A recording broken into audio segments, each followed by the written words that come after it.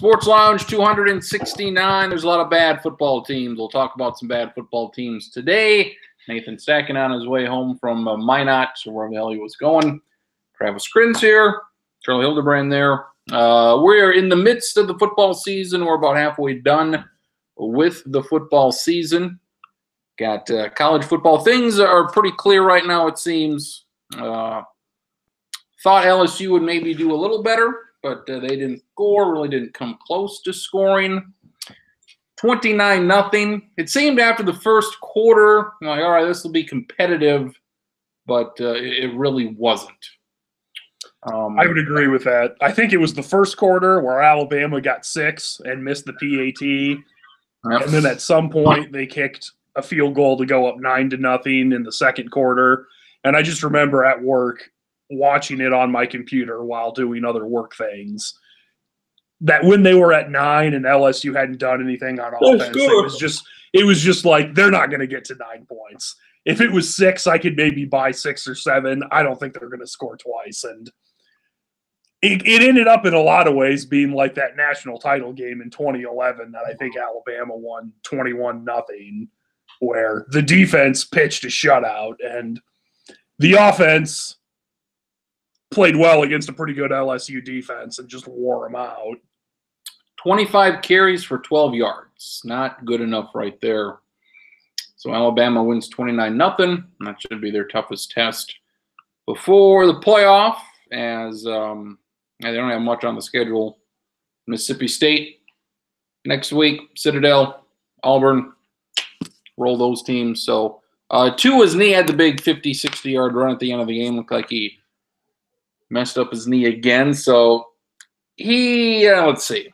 And Hurts is hurt.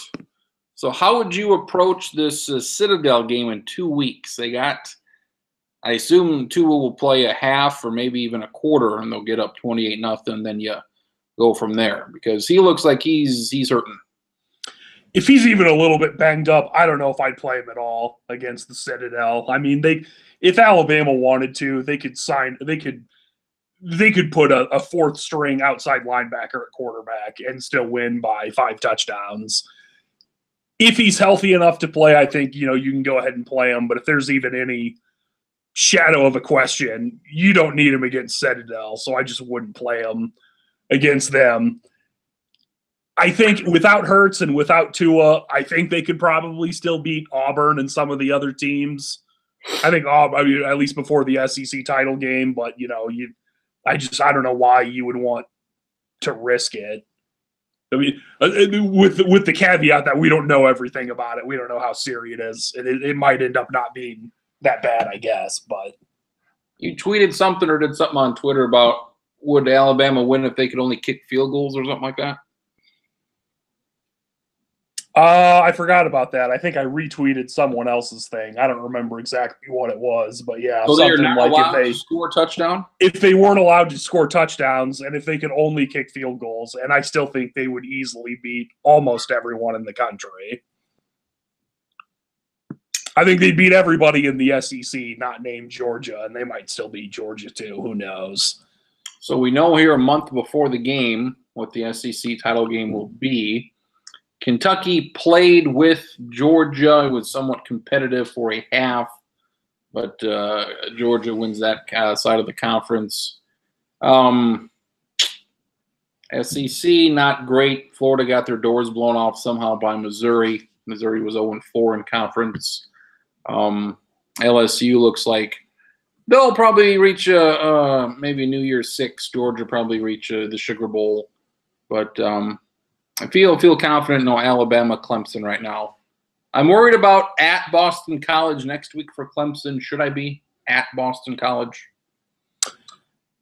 To me, this feels like one of those things that if you take it and think this is going to be a close game, then Clemson's going to blow their doors off. And if you think Clemson's going to blow their doors off, then it's going to be a close game. I think that sounds weird and dumb to say, but that's kind of how I feel about it. Personally, I think that Clemson's going to win. Not as bad as they beat Louisville and some of the other teams over the last 3 or 4 weeks. I think they'll win comfortably, though. I thought either Alabama or Notre Dame would lose, maybe even Oklahoma. I thought somebody was going to lose this week. Oklahoma, close game against Texas Tech. Northwestern, close game against Notre Dame. Notre Dame's got Syracuse. That's their toughest game to go. So you've got Alabama at 1, Clemson at 2, Notre Dame and Michigan. I guess that would be your top 4 in the playoff. I still think I would think so. I think the only other team you could maybe even make a case for would be Georgia. Now, depending on how things go over the next 2 or 3 weeks, maybe West Virginia jumps up there, teams like that. But I would agree that it's Alabama, then there's a gap, then it's Clemson and there's a gap, then it's Michigan and Notre Dame, and you could probably throw Georgia in there too. And then I think it just starts. I think those teams are just kind of better than everybody else right now.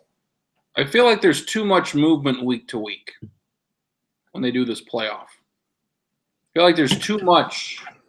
This team had this win, so let's jump them 5 spots. I mean, should there be that much movement for 1 week for 1 win? That's a good question. I think it kind of depends. This Tuesday, is it going to be the 2nd or the 3rd playoff rankings? It'll be the 2nd. West Virginia was at 13. They beat number 17 Texas on the road. AP polls got West Virginia at 7. They jumped Kentucky, which they lost. They jumped Florida, which lost. They jumped Central Florida because nobody likes Central Florida. They jumped like Washington State, Ohio State. West Virginia, why are we jumping them 6 spots? Because they beat Texas by 1. I mean, for the AP poll, I think it's just the classic what the AP and coaches poll do. That winning, unless you're in like the top 2 or 3 and you're undefeated and competing with other undefeated teams for style points, it's basically just as long as you don't lose, you're not going to fall. And a whole bunch of other teams ranked between like 10 and 18 lost, so they were just the lucky recipient of being able to jump up a bunch of spots. But then I think like Boston College and Syracuse jumped a lot too. Boston College just by nature of not losing. Fresno State is 16th, so if UCF slips up, Fresno State's right there for a big bowl game. Kentucky dropped by 1, which usually I'm fine with dropping a team. Not a lot at all because they lost a game everybody thought they would lose. But then it's Kentucky, and Kentucky's still 12th for fuck's sakes, and just Kentucky's not very good.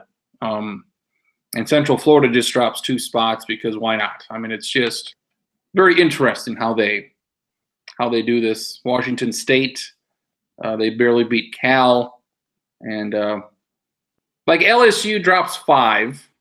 I mean, we all probably thought it could go that way, so they dropped 5. So whatever. I think it's going to be like the final 2 playoff teams are still Ohio State and Oklahoma. I hope it's not because these are the same 4 teams every year, but that's what I think is going to happen. It could happen. You don't have any concern about Ohio State that after getting smoked by Purdue and having a bye week to get ready, that they almost lost to a 2-7 Nebraska team that still found a way to pretty easily put up 31 points. Here's what I say. Michigan, show me something. Win the game, Michigan. Win the game. They're 2 teams that most people don't like in Michigan and Notre Dame. I don't care for either 2 of them. I would like to see them both make the playoff, just if anything, just so there's more variety. I mean, if you go with the 4 teams that made it last year with Alabama, Georgia, Oklahoma, and Clemson, and then you throw in Ohio State, like if one of those or if 4 of those 5 teams made the playoffs, it would just seem to be the same of the last 2 or 3 years. And I just would like I get that Alabama and Clemson are almost certainly going to be the final 2, but I would like to see them play different teams before they play each other. Like, I don't need to see Clemson smoke Ohio State again. I don't need to see Alabama smoke, Oklahoma or Georgia. I would just like to see matchups that are different. So the big Michigan-Ohio State game. Prove to me, Michigan. I thought you would do it before now, but No, and then it's not a guarantee Michigan beats Northwestern because they almost lost to Northwestern earlier in the year. So, and I just like that the Big Ten West, there is some variety. It's not Iowa. It's not Wisconsin, two teams that I think we agree are boring as fuck all the time. It's Purdue and Northwestern. Something different, some excitement, something different, Northwestern. So it looks like it's going to be Northwestern in the West. So that's at least something different. Why did Kansas fire their coach after? I mean, this doesn't matter. They won 3 games. They fired him after. I don't think it matters. It's interesting that like he's still going to coach the rest of the season. You know, I think a lot of coaches would just be like, "Well, I'm not going to keep coaching if I'm going to get fired." So that's odd. And I don't know, like of Power 5 jobs. I mean, with Group of 5, it's different because there's different, you know, a set of circumstances. But in the last 30 years, I don't think there have been as many dumpster fires of jobs as bad as when David Beatty took over at Kansas, where they only had like 65 scholarship players when he showed up. They're still really bad. They're not much better. I think they are better than they were that first year, but that's not saying a lot. But I don't think almost anybody thought he was going to ultimately be successful. And whoever they hire next probably won't be successful either. I guess it just depends what they want to try to do. To me, the worst thing to do would be to hire someone who is a spread offense, pass happy guy, because that's what everybody else in the conference does. And if you're Kansas, you're not going to out Oklahoma, or Texas, or Oklahoma State, because they're just going to be better. And I think you're just better off trying to go against the grain and do something different, whether that's, you know, getting the guy from Army to run the triple option, or getting like Brett Bielema. I don't know if Brett Bielema would want to go to Kansas, but, you know, they would at least be different than what all the other teams are doing. So we'll see if they do that or if they just do something dumb, because I don't think Kansas cares about football. I think as long as they're successful at men's basketball, they don't even remotely care about football. I read an article today. Brett Bielema doesn't want to go back to college because he likes the NFL, and it's all about football. I mean, like that. Yeah, understandable. I think there's a lot of coaches like that now. I want to see Kansas football. What would you call it? Budget. What would they lose out on? TV money, all this stuff. If there's ever a Big 12 network, if they would have the stones to cut football, I'm sure that would be a significant loss, but I don't know how much. So, well, they probably wouldn't be able to stay in the Big 12. The Big 12 wouldn't keep them. I guess they'd have to go to the Big East to play basketball. That would be interesting. Which it would help the Big East. The Big East would be even better at basketball, man. I wouldn't like that. I thought Northwestern would beat Notre Dame. Notre Dame came close, but the quarterback Ian Book's pretty good. Late call in the game, third and short, and they do like a naked boot. Quarterback runs 30, 40 yards. That was a good call on a 3rd and short, where Northwestern needed to stop to get the ball back. So that was good for Notre Dame. While all these other games are going on, the most entertaining game was Oklahoma and Texas Tech with a bunch of points. And then if you stayed up late, those two teams are really good and always. They are the Shawn Michaels Undertaker of college football, where they find a way to put on a show regardless of the result. That you're going to be like, you know what, that was fun to watch. In the 3rd quarter, Oklahoma scored a touchdown. Those were the only points. The team still almost combined for 100 points and whatever they had, 1,100 yards. Washington State, they won a squeaker. So the Pac-12's hopes are still alive. Why is this conference, whether it's the basketball or the football, this conference is bad. The South is a joke. I still think probably Utah wins that South, but why is this so difficult? Arizona is probably one of the most disappointing teams all year. Arizona State's probably one of the most surprising teams, and UCLA has been bad as people kind of thought, but USC's bad. Utah's disappointing. I mean, this conference just, Washington and Stanford. I mean, Stanford's 5-4. What the fuck? Washington's lost 3 games. Why is this so bad? This should not be this bad. I don't know. It's a great question. A lot of people blame it on the commissioner, Larry Scott. I don't know how much. Maybe he does have something to do with that. I can't say. I don't have intimate knowledge on how much a president or the guy who's in charge, the commissioner of a conference, has to do with how good or bad the teams are. But I don't know. I don't have any good answer. I can say this, and maybe this is a good look into it. A former roommate of mine lived in northwestern Idaho, just a few miles from the Washington border for 2 or 3 years, and said it's just a whole different attitude and that they just don't care about sports out there. And I think it just might be that simple, that maybe they've got fewer alumni willing to donate money. They've got fewer kids in the area that want to grow up. And I mean, I think outside of Los Angeles, at least, fewer that want to just be like, oh yeah, I'm going to do this and play sports. And I don't know. I mean, I don't think that's the sole reason. A few years ago, I thought the Pac-12, I don't ever think they were going to be, the best conference year in and year out for years. But, 2 or 3 years ago, it was like, oh my God, you look at all the coaches the Pac-12's hired, they're going to be so good. And it just is not really materialized for whatever reason. I guess the biggest reason is that Chip Kelly left Oregon, and Oregon, while at times has been okay and made that one national title game with Mark Helfrich, they're still not as good as what they were. And that other than a couple of years where USC was pretty good under Clay Helton, but maybe not as good as they should have been. And now that they're bad this year, I mean, they're not getting what they should out of their star power teams. And I guess, and you combine that with Stanford basically being mediocre this year. And yeah, I don't know. They should be better. I don't understand why they've been this below par the last 2 or 3 years. Even with basketball, there's some years you look at the conference and you think, Christ, there's only going to be 2 teams in the tournament from this conference. It's not been good here for a few years. And I posed the question at the start of the year. Take the top 3 teams in the Pac-12 and compare them to the top. God, I don't even know who. Well, let's see, Washington State, Washington, and who'd be the third one? Utah or Oregon, I guess.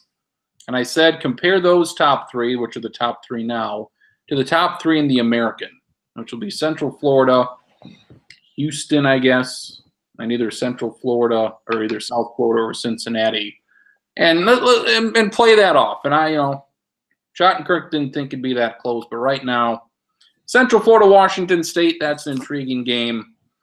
Houston or South Florida, they could play maybe a Washington. Washington would probably win. If you could take South Florida play Utah, it'd be an interesting game. So I mean, let's take what you said, just kind of a similar idea in thinking, but different a little bit. Let's just say you're a random Power 5 team from any conference besides the 12, and you're ranked between 18 and 30. I get Washington and Washington State are probably the 2 best teams, and if you were playing one of those 2 and you want to say, I don't know if we're going to win this, fair. But if you were, I mean, I don't know, I'm trying to think of some random team, but if you're Michigan State or you're Wisconsin or you're Boston College or you're Mississippi State and you're playing anyone outside of Washington or Washington State, not only would you think, I would assume you would just be like, oh, well, clearly we're going to win our bowl game, by 3 or 4 touchdowns, because none of the other teams in this conference are any good right now. Now, think about it, they're probably going to get 9 or 10 bowl teams. So Oregon State, UCLA not making it, but everybody else. I read somewhere that in the Pac-12 South, every team, all 6 teams are within 1 game of each other for the conference lead. So literally any of the 6 teams could still win the Pac-12 South right now. And not it's mathematically possible, but very unlikely. It's like anybody. No, it can happen. It's wide open. I think Utah will be the team that at the end wins it, but if they slip up once more, who knows? For some reason, Syracuse just jumped up 6, 7 spots because they beat who'd Syracuse beat? Wake Forest. Like I said, it's mostly just because all those other teams, with all these big matchups that other teams lost. Texas lost. I guess they're not ahead of LSU, but Penn State lost, and just all those 2 or 3 lost teams that were ranked lost, and they are just the lucky team that didn't lose, so they moved up. And Syracuse 7-2. They got Notre Dame here in a few weeks, so that's a big time game. Louisville, if you want, is it too much to say Louisville's like the worst team outside of like Rutgers, Illinois, and Kansas? Are they that bad? Right now, they're that bad, and I think I've always joked that Bobby Petrino would never get fired because he'd always just leave for a different job. I think this seems like he's probably going to get fired this year. North Carolina is also 1-7, but at least they've been close. They lost to Syracuse by 3, lost to Va Tech by 3, lost to Ga Tech in Virginia by 10. So at least they've been competitive, but Louisville, not competitive. It's funny that like 2 or 3, last year and the year before, we were always like, well, Louisville, you've got Lamar Jackson. How are you only winning, 8 or 9 games? You should be even better. And now after he's gone, we're like, oh my God, how did they even win that many games with Lamar Jackson? It all makes sense now. Well, somebody said he should win the Heisman this year. I'd be okay with it. I think it'd be tough to argue. That's how bad he is right there. So, any other games of note? Had 4 big ones, and they were okay. They were okay. The big one just, they didn't score. Purdue, Iowa. Purdue, Iowa was a hell of a game. Purdue, Iowa was great. I think Michigan, like not just winning, but absolutely dismantling Penn State was pretty impressive. That they didn't get a shutout, but Penn State only scored 7, and it was with like 2 minutes to play that they scored. I'm kind of with you that I want Michigan to show me something, but at the same time, maybe partially just because I want to see different teams, I feel good about picking Michigan to make the playoff this year. I think they might do it. I think they've got the best defense in the country. Like if you want to say Alabama's better, you might be right, but their defense is just so scary. I don't think they're good enough to win the national title, but I think they're good enough to get in the playoffs. And then you mentioned Notre Dame. To me, Notre Dame in a lot of ways just seems very much like that 2012 year where they went undefeated. It seems like they're going to go undefeated again, and then they're going to play Alabama or Clemson in the first round and lose by 30. And we're going to be like, well, that was fun. Thanks for being in the playoff, Notre Dame. Your season's done now. Is it just me, or does it seem like there's sort of that air of inevitability that they're going to win these next 2 or 3 games or however many to be 12-0? And you'll be like, oh my God, is Notre Dame going to get left out? And then they won't get left out. And then they'll play either Alabama or Clemson and just get absolutely throttled. I think the quarterback's better than what they had. I like their quarterback, but other than that, And like I should say, like I think Notre Dame's good. I think just that Alabama and Clemson are just on a whole different level than everybody else right now. They're very good. Looking at some New Year's 6 games, what they could be here. Rose Bowl, Washington State winner probably goes to that. They might play, Michigan or Ohio State. So Washington State, Ohio State, something. I saw something. I don't know if this would happen. I would love this just for all the storylines it would create. Leach and Harbaugh. That would be fun, too. That wasn't the one I was thinking, but I would love to see that. That might be, in some ways, more entertaining. But if Ohio State, based off losing to Purdue, almost losing to Nebraska, if they lose to Michigan and have a couple other things maybe break right, we could have Ohio State not in a New Year's 6 game. There's a lot of non-New – because they basically played in one other than that year they didn't go to a bowl game, period. Yeah. Like every year for the last 15 years except 1 or 2. I guess they haven't played in the one that used to be the Capital One Bowl or whatever. I forget some of the ones mixed up. But that it could be Ohio State against Florida. And I just instantly was like, oh, my God. I would love to see that because Florida fans absolutely hate and despise Urban Meyer. And you'd also have Dan Mullen, former assistant under Urban Meyer coaching against them and all stuff like that. And I'd just be like, oh, I would love to watch that. There'd be all types of there would be so many fights in the stands between angry Florida people and angry Ohio people that they would have to bring in the National Guard before the game started. Bring in the troops. Sugar Bowl, Georgia, Oklahoma, maybe. If Oklahoma doesn't make the playoff, you got a Georgia, Oklahoma. We've seen that game before. Whatever. Oklahoma can score. I think it'd be good, but I agree that I would rather see not those two teams play each other again for the second year in a row. Got Fiesta Bowl, West Virginia maybe in this Fiesta Bowl. Somebody's got North Carolina State in this game, which I don't know about that. The other one's got Central Florida. So West Virginia, NC State, where they didn't play in the regular season and play in a bowl game would be kind of fun. I would much rather see West Virginia, Central Florida. That would be a points-heavy game that I think all of America could get behind. So what do we got? And the Cotton Bowl is the other one, right? That we're missing? Yeah. Bowl is, for Christ's sake. Or wait, Cotton Bowl, or is Cotton Bowl part of the playoff? Orange Bowl would be a playoff game. So Fiesta, Rose Bowl, Sugar, Fiesta. What are we missing here? Is it the Citrus or the Peach Bowl? Peach Bowl, yeah, that's one we're missing. LSU in the Peach Bowl, I guess, against either Central Florida or North Carolina State. So what is this, ACC? Got to get to one of these here? This year it's different. If the ACC, if Clemson's in the playoff, I guess they don't need an extra ACC team, which is probably good for all of us because there's not going to be a lot of worthy teams. And then you could start getting into like, oh, well, you know, I don't know. It could be, I guess, a Big 12 or a Big 10 team. It kind of falls off after that. Give me a Syracuse or Kentucky. Go stupid stuff like that. Dumb stuff. So yeah, I think that last bowl spot, that's going to be a bit not great. So this week, I think, I don't know if there's any ranked matchups. You got Fresno at Boise. Fresno's at 8-1. You have Ohio State at Michigan State. What did you see of this Nebraska game and Ohio State's defense? Is bad? Is that the deal? They're not very good, and I think we kind of knew that based, you know, TCU put up a lot of points and yards on them, and it turns out TCU's not very good, and the way Purdue smoked them. I looked up something before Nebraska played Ohio State because I knew last year, I mean, I think we all remember when Iowa smoked Ohio State.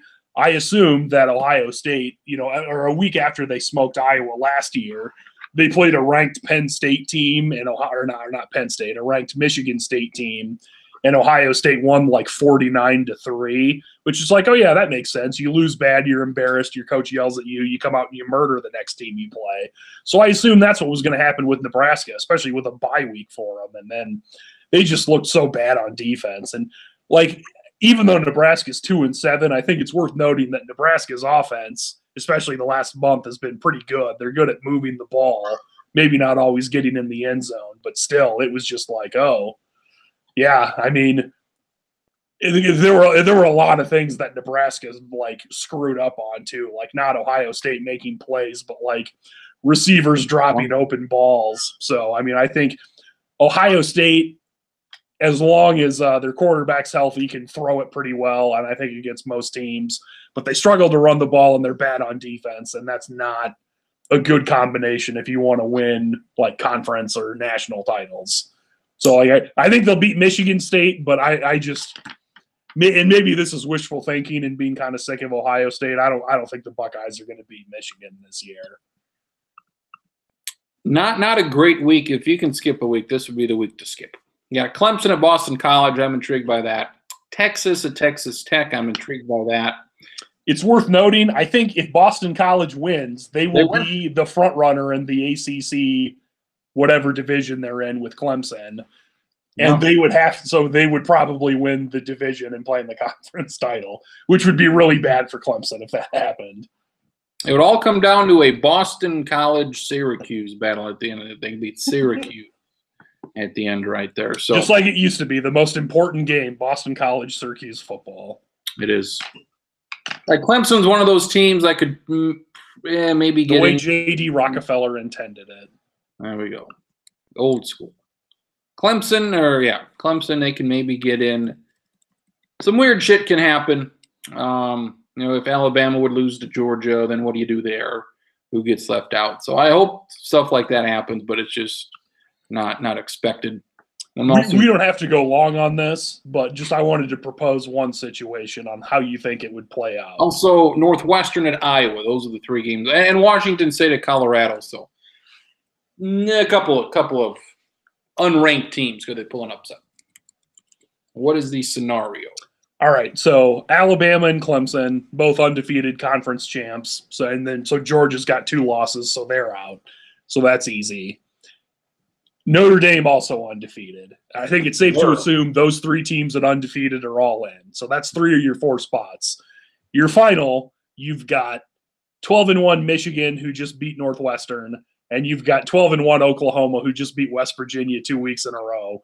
Which of those 2 teams gets in and who gets left out? I mentioned this to someone on Twitter. I feel like that's a very specific scenario I created. But I think Michigan playing Northwestern would be harmful. I mean, it would be easy because it'd be easier to win. But I think it would be harmful to not be playing like a top 15 Wisconsin or Iowa team. Not that they will be in the top 15, but Northwestern certainly won't. Where Oklahoma will have probably beaten a top 10 West Virginia team and then the next week a top 15 West Virginia team. That I would wonder if it's like, oh, well, you only beat Northwestern. They're not very good. If that would harm Michigan, or if they would just be like, well, you beat Ohio State and Penn State and Michigan State. We don't care. I think Michigan would get in because they have a better loss and they have better wins.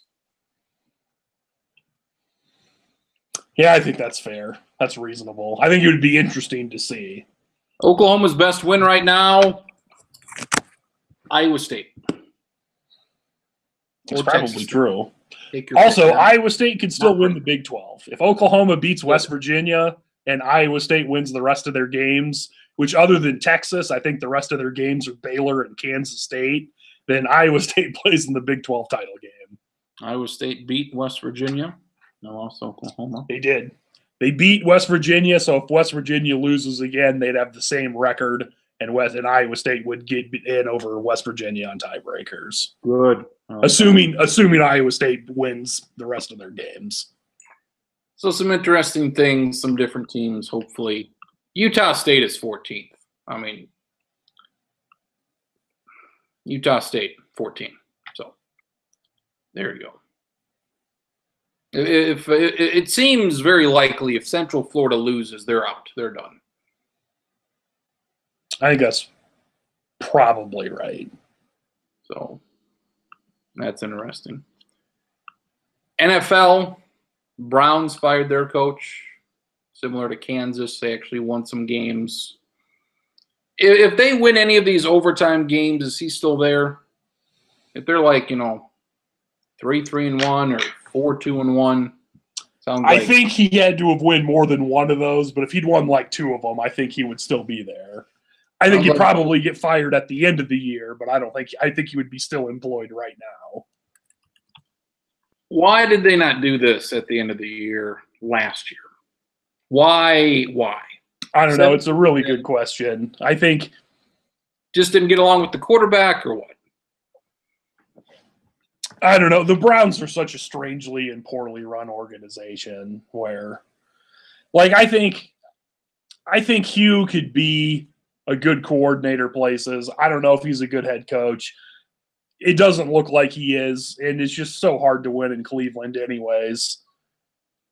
That I don't know. And whatever they do, I just always feel like the Browns are going to find a way to screw it up, just much like the Lions were terrible for forever until they fired the right people, and some people that like owned the team died and stuff. And they were just like, well, I guess someone else is in charge now. I think maybe that's what has to happen with Cleveland, unfortunately for them. Todd Haley, offensive coordinator, also fired. So the defensive coordinator, Greg Williams, by all counts, a horrible person, is their coach right now.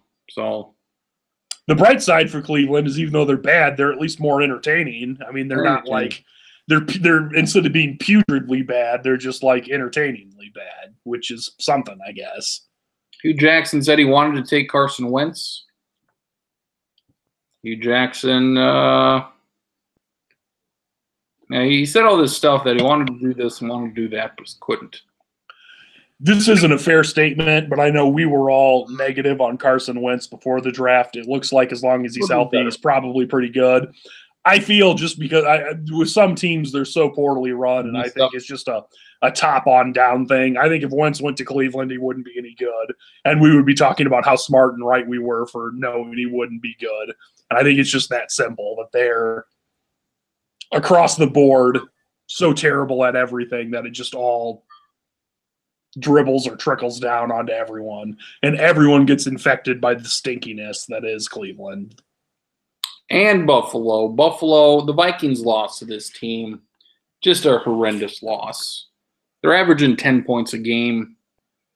Peterman's the quarterback. Like, how does anybody keep their job from top down? How do you end up with the Wyoming guy? How do you end up with Nathan Peterman on the roster? How do you make the playoffs last year and just completely shred this whole roster? And they've scored 96 points. They scored 10 points a game, yet they've somehow won twice. They beat Tennessee. They beat Minnesota. I don't remember. I keep up with the NFL, but don't remember all the ins and outs that I used to. Like, they didn't make any coaching changes, so like why are they so, I don't know, so different? Tyrod Taylor wasn't for them. If it was a contract thing, they could have made it work. But he showed he was at least good enough not to turn the ball over like their current quarterbacks do. Yeah, I mean, I think it's safe to say that Tyrod Taylor's not great, but he's better than Nathan Peterman or Josh Allen, though. Josh Allen, it's just... the biggest problem, and both the quarterbacks are bad. I'm not going to dispute that. But, I mean, you combine that they also have a bad offensive line and bad receivers who can't get, separation. And you're just... Like, you could put almost anybody there, and they're not going to be successful. And you put bad quarterbacks there, and that's how, Nathan Peterman throws an interception every 15 attempts or whatever it is. Like, how are you a player there, and how do you get excited or care? How do you care? You have no shot of winning with Nathan Peterman. I mean, we saw what happened today, just looking at the box score. Bears scored all these points. They scored on defense a time or two. Peterman had to throw it 50 times, still couldn't break 190 yards. It's weird that after making the playoffs for the first time in like 20 years or whatever, they were just instantly like, yeah, let's not try to keep this core of guys together that we finally are winning with. Let's start all over. That seems dumb. Can it be understated how bad this division has been with New England? I mean, how much? Not really. Like, I think it's worth noting that my Dolphins have generally not been good for 15 years. Like, it's safe to say the Dolphins have more or less been bad for 15 years and have maybe been the second best team in the division still, because that's just how bad Buffalo and New York mostly are. I mean, Buffalo's been the worst almost always, and occasionally the Dolphins or the Jets are okay and make the playoffs. I guess the Jets made the AFC title game 2 years in a row somehow and then got smoked. But other than New England, they're also all stupid and poorly run, and that's part of why New England's so successful. New England's won plenty of big games against good teams. But maybe, if you put Baltimore in that division or Cincinnati in that division every once in a while. Make it so they don't have a guaranteed home field playoff game and usually home field advantage. You make it so they have to travel to Pittsburgh or Baltimore or San Diego or wherever a few more times. Or so that they don't have to play Houston in the second round or the Titans in the second round of the playoffs like they always do. Or Cincinnati. It's like they've been schedule-wise, things have worked well. it's worth noting that, like, the one time I can think of recently that happened, in like 2010 or 11, they played Baltimore in the first round because they didn't get a bye, and then the Ravens smoked them that one year. Well, I will not buy into Kansas City until the playoffs. This is another show me something. I've seen this. That's understandable. We've seen Kansas City do this before. Kansas City, maybe not to this extent, score so well, but we've generally seen this thing where it's like, oh, the Chiefs are winning a lot of games and good on offense, and then instantly lose once they get to the playoffs. They are the Vikings of the AFC. They are the Vikings of the AFC. Quarterbacks. Yeah, that's true. The defense is not good enough. No, at best, they've got a mediocre defense. Maybe they'll win the whole thing. They're going to have to beat New England, and whether that's at home, that's advantage Kansas City. But, boy, they'll get the bye. They need the 1 seed, even though home field really hasn't mattered at all for them in the past 25 years. So they get the 1 seed. Looking at it now, we're 9 games into this. We can start looking at playoff stuff here. Seems pretty clear New England, Kansas City are going to get those byes, as it does Saints and Rams going to get those byes with 7 games left. So if you're Kansas City, maybe you can luck into the AFC South winner. Maybe you can play Houston, or maybe you can play the Chargers in that first or in that second round. So your Dolphins are right there, 5-4. Yeah, they're still there. I don't think they're going to be there at the end of the year. This struggle to beat a bad New York Jets team today. And I'm not saying this to be repetitive. It just seems like they always do this. So they're going to be, 8-8, have chances, and then they're going to blow them at the end of the year. They're not going to beat New England when they need to. And then on their, we won't make the playoffs, but if we beat this team and a couple other things could break right, maybe we'll get in. And then they'll lose to the Jets or the Bills that day. NFC is quite interesting. You got Rams and Saints. They're at the top of the deal. Washington is leading that division. Seems like there's Carolina looks pretty good too. Yeah. It seems like there's 10 teams in the NFC that could do something. There's going to be some teams left out here. Whether that's the Vikings or the Falcons or even Seattle or Green Bay or the Eagles. There's going to be a decent team in the NFC that's left out. So right now you've got Washington hosting Carolina. So I think everybody would be picking Carolina. I think we've talked about this before, but it used to be, it was like the AFC had more good teams, that New England and Pittsburgh and Baltimore and, the Colts with Peyton Manning and, usually the Chargers or somebody in the West, and there were just all these good teams. And it seems like all the AFC teams generally have just gotten older and aren't as good anymore, and that now there's more good teams in the NFC. And other than New England holding on because they've got a great quarterback and the best coach ever, and maybe the best quarterback ever, and I'm sure they'll still be good, but there's sort of like a vacuum in the AFC that's being settled still. It probably will be for 2 or 3 years, other than New England, I guess. I'm still picking New England to at least get to the Super Bowl again. Rams Saints seemed like they played a pretty entertaining game today. Saints were up by 21. Rams tied it. Home field advantage, is this very important with Rams Saints? I think it's important because isn't there the stat that, like, if you're a dome team, you've never made the Super Bowl unless you have home field advantage or play in another team's dome? Right. So based off that, even though I'm sure they'll have nice weather in Los Angeles in January, at least nicer than most other places. I feel. Also, those two are far enough apart that I don't know. It's tough to go on the road. Like I don't think home field advantage is as big of a deal as it used to be, but I think it's still important, and it's just always going to be easier to win at home than to go on the road. Would you say Carolina is the one team you would pick outside of the Rams and Saints? From the NFC? Yeah. Yeah, I think so, because it wouldn't be anybody from the NFC North, at least not as of now.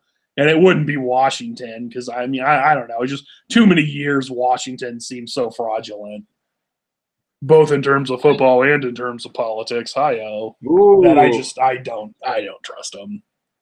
Like, I think they might make the playoffs, but if they do, like, I think we're all going to be like, yeah, we're picking the wild card team to show up there and win by 15 points. I would love to play Washington in the playoffs. I think that'd be great. I think I would especially which Kirk Cousins playing against his former team. I'm sure he would be quite motivated to play well. It seems like quarterbacks are usually pretty good at, this team that I feel screwed over by, I'm going to take it out on them. Like, as long as they're fairly talented, they're pretty good at capitalizing on that. And also Adrian Peterson against his former team as well. I bet you would enjoy, like, recovering 3 fumbles watching that game. Yes, being like, oh, man, I can't believe it. He fumbled again in the playoffs.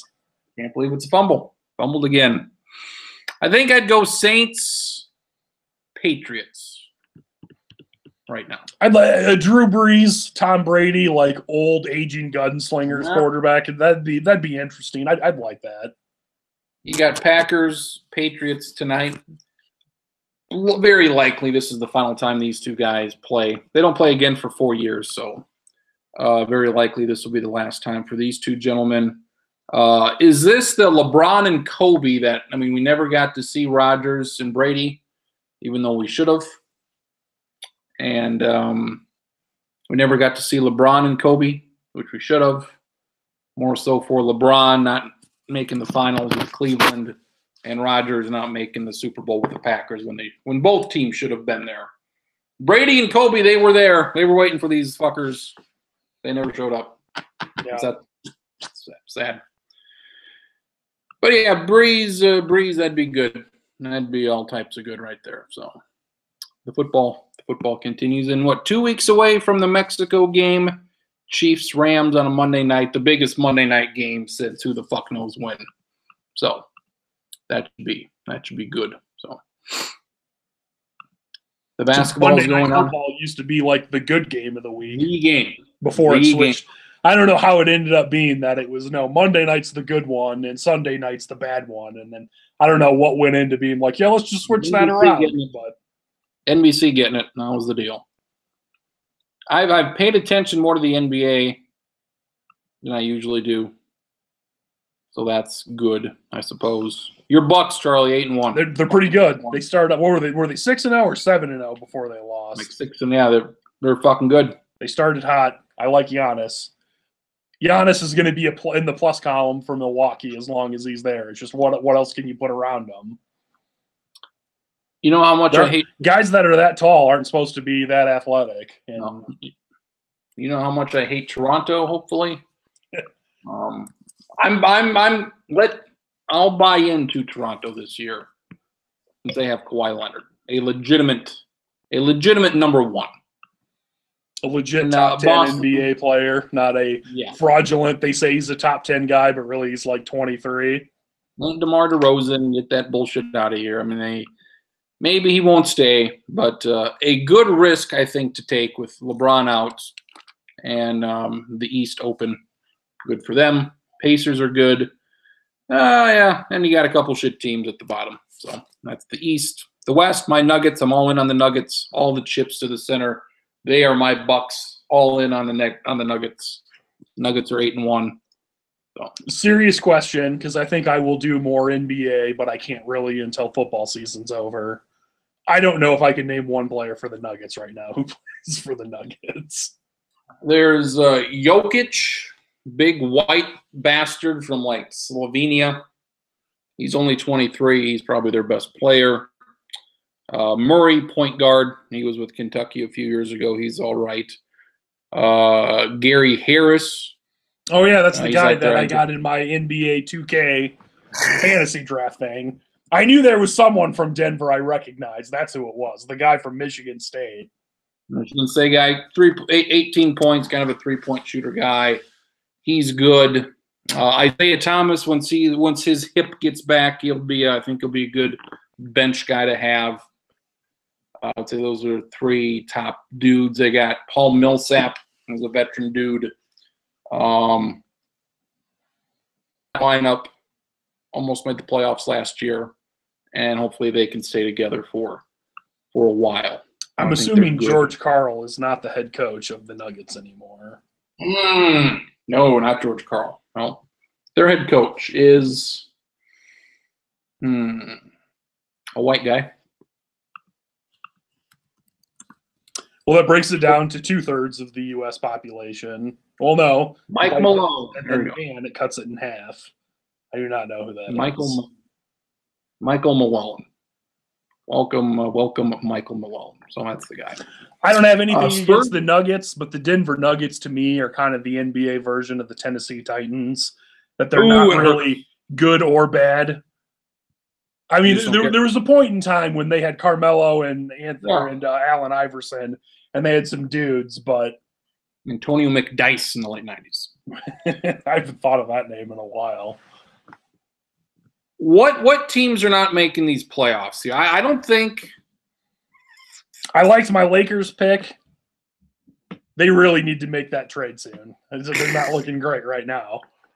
I don't think the Wolves or the I mean, the right now in the playoffs, the Kings and the Clippers are there. Memphis is there. You take those three out. You put in the Jazz. You put in the Pelicans.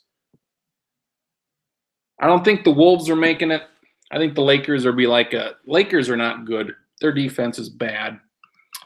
They've had a good, tough schedule to start, but I mean that team just isn't good.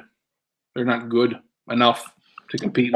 You watched them in person. What's your breakdown on what it was like seeing the Lakers play in person, B, what it was like seeing LeBron play in person, and C, just how they kind of looked in general.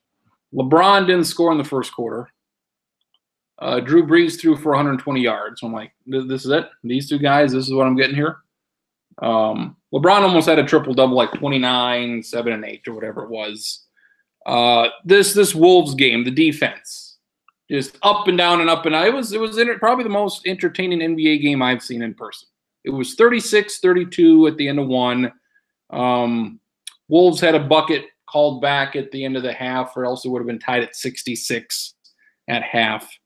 Butler hit 5 threes in the fourth. He showed some balls with those threes. LeBron had it late, and he just fucking lost it. He was just dribbling it near half court and just fucking lost it and went in the backcourt. Like, well, that was a popcorn fart right there. So the Wolves won 124-120. Lakers defense bad.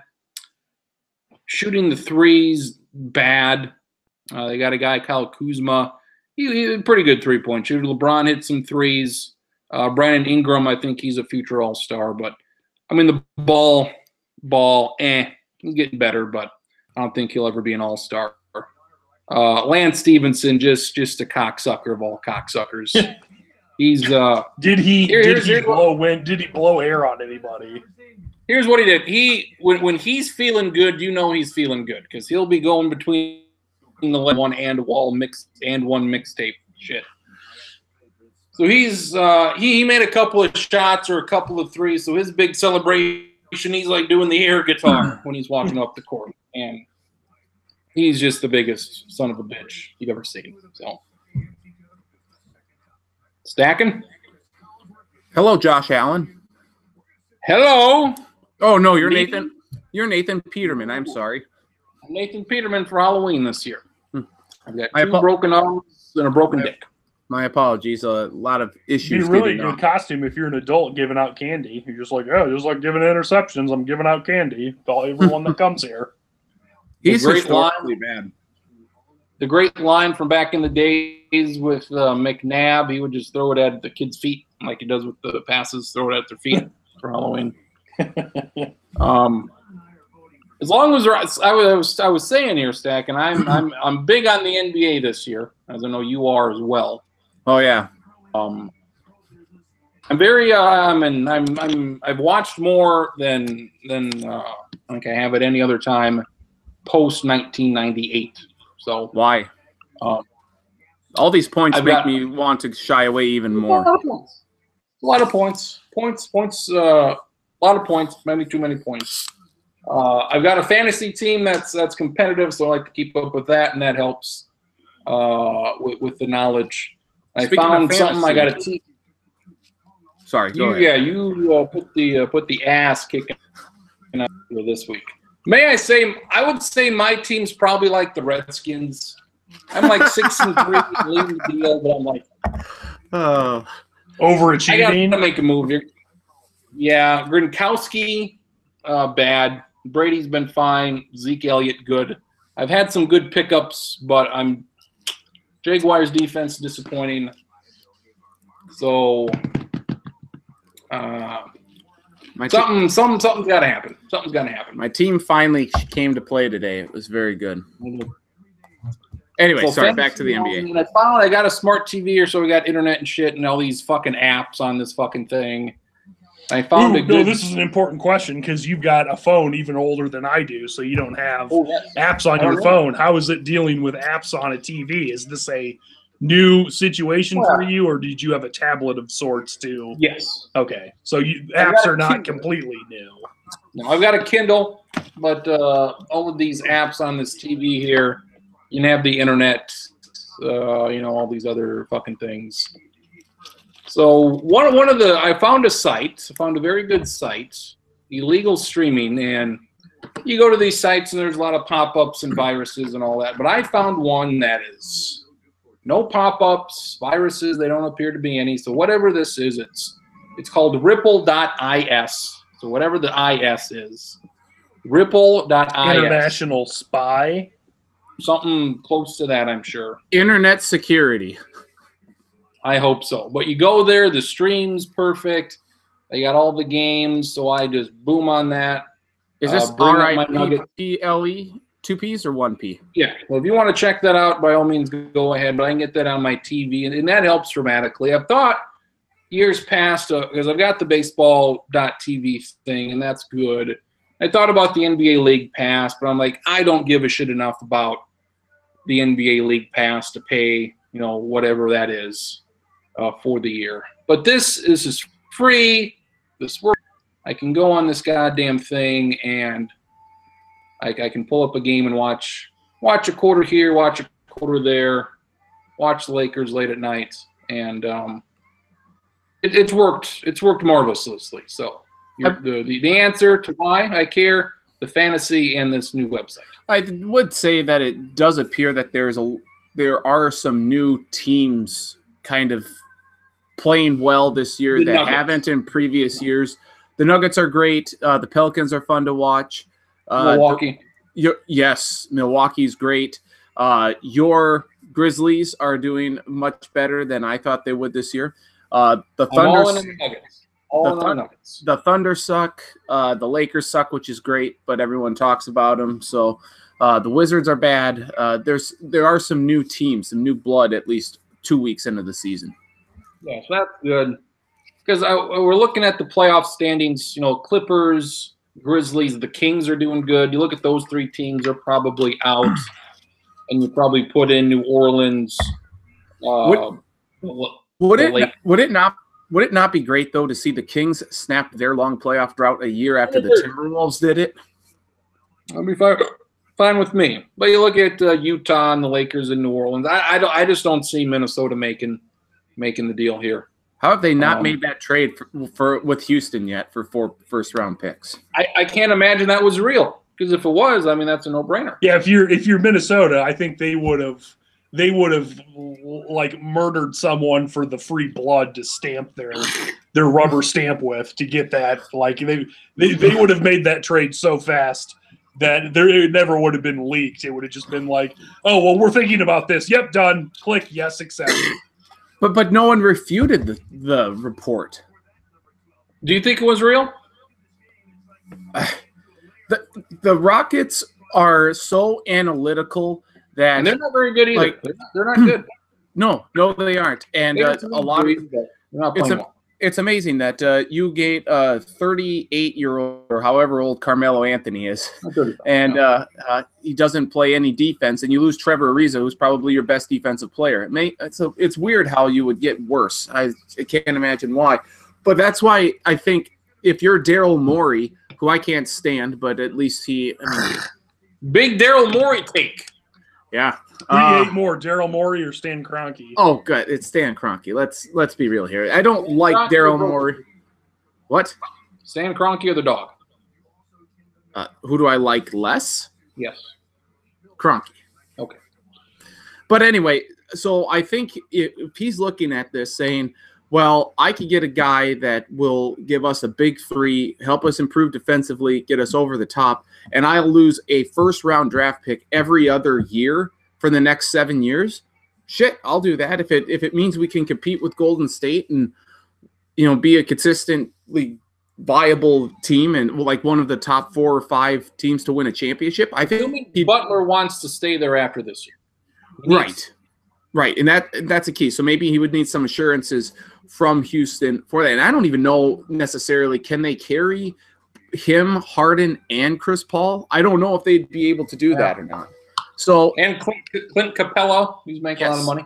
Yep. So I mean, there are a lot of variables here, a lot of factors that go into this. But I mean, from this guy's standpoint, obviously, it's kind of like with the Rams and the Saints. In the NFL, they don't, or the Eagles even, they don't value their draft picks. They're in a win now situation. And I think Houston views this as a let's compete and win now versus, because I mean, look at where they would be drafting. They'd be drafting in the 20s, and who the hell knows if the guy you're going to get there is going to do anything worth a damn. You have a legit starter right now, an all-star that could get you over the top and maybe win an NBA championship for you. If Chris Paul doesn't blow his hamstring to dust last playoffs, they win the NBA championship. So. If Andre Iguodala wasn't injured, that series doesn't even go to 6 games. Oh, how dare you! How dare you! He's the best defender, and he was out the majority of that series. So, for all the people talking about Chris Paul, I'll throw in Andre Iguodala. He'll do it, folks. He will do it. Charlie's Milwaukee team is at 8-1. You know what team I'm buying in on? Toronto. You better buy in on Toronto. I know it's not the Wizards. No, yeah. It is Toronto. Told you. Kawhi Leonard, he's great. So they made a significant upgrade there. So do you think he stays in Toronto? Probably not, but for the first time, I consider them a legitimate threat to win the conference. Pencil in Toronto, Boston, Eastern Conference Finals. Milwaukee, Indiana. I like the top 5. The top 5 of the East. That's good. That's good stuff. I will not buy into Philadelphia, but give me Milwaukee, Toronto, or Milwaukee, Boston. There you go. Or like any combination of those 3 teams. And the West is kind of like last year. You've got Golden State, you've got the Nuggets, and you got everybody else. So that 3 through 8 spots, I think, again, is going to be very tight. 3 through 8, and Nuggets killing folks. So, isn't it kind of scary how the Warriors appear to be so much better, than they were last year, and Cousins isn't even out on the floor yet? I mean, that's. That the whole rest to be of the fair, NBA I don't know if Cousins is really going to make him better, at least while he's out on the court. He might. I think it more just might end up being kind of a body thing. We'll see how they implement him when he can play. I think it'll be interesting to watch because I don't think he.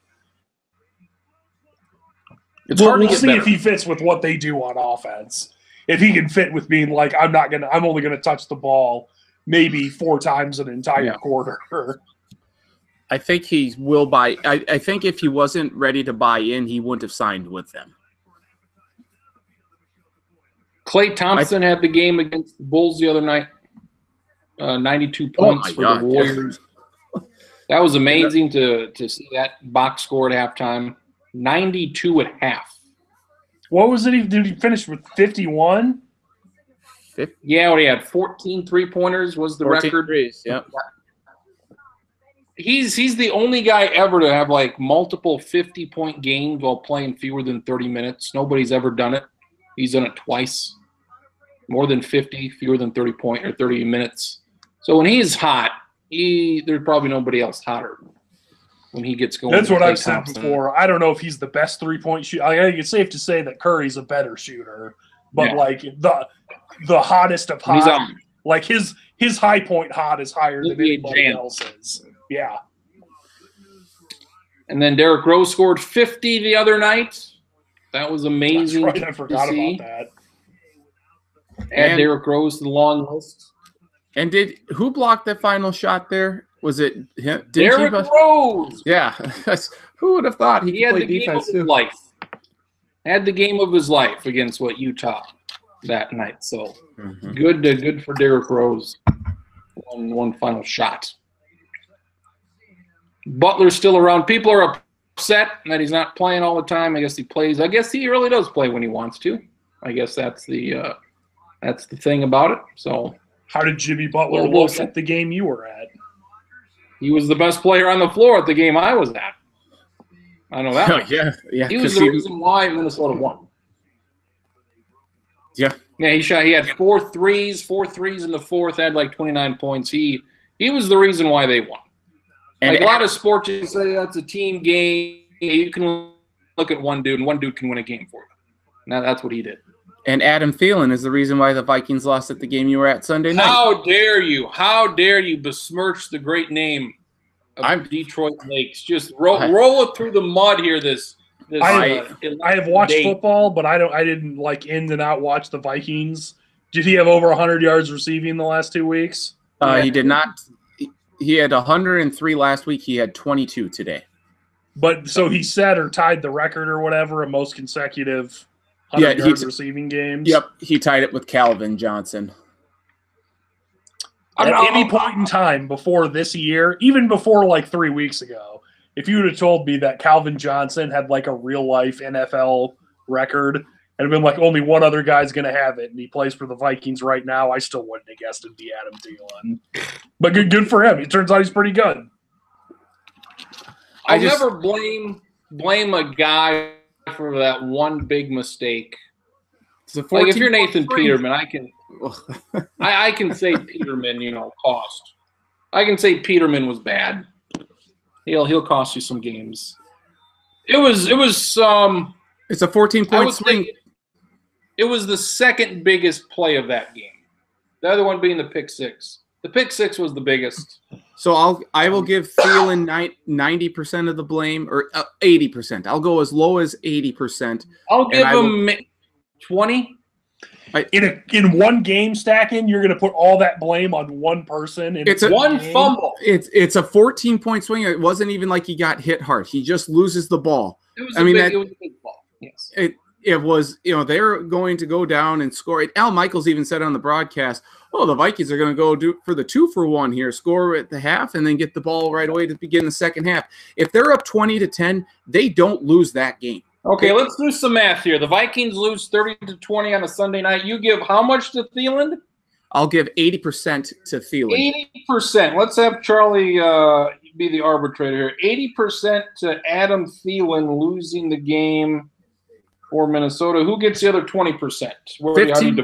15% goes to Stephon Diggs. 15 to Diggs for not running the route. 4% to Kirk Cousins. And the collective defense gets 1%. But they shouldn't. They really shouldn't even get any because you hold Breeze to 120 yards through the air. 23 points.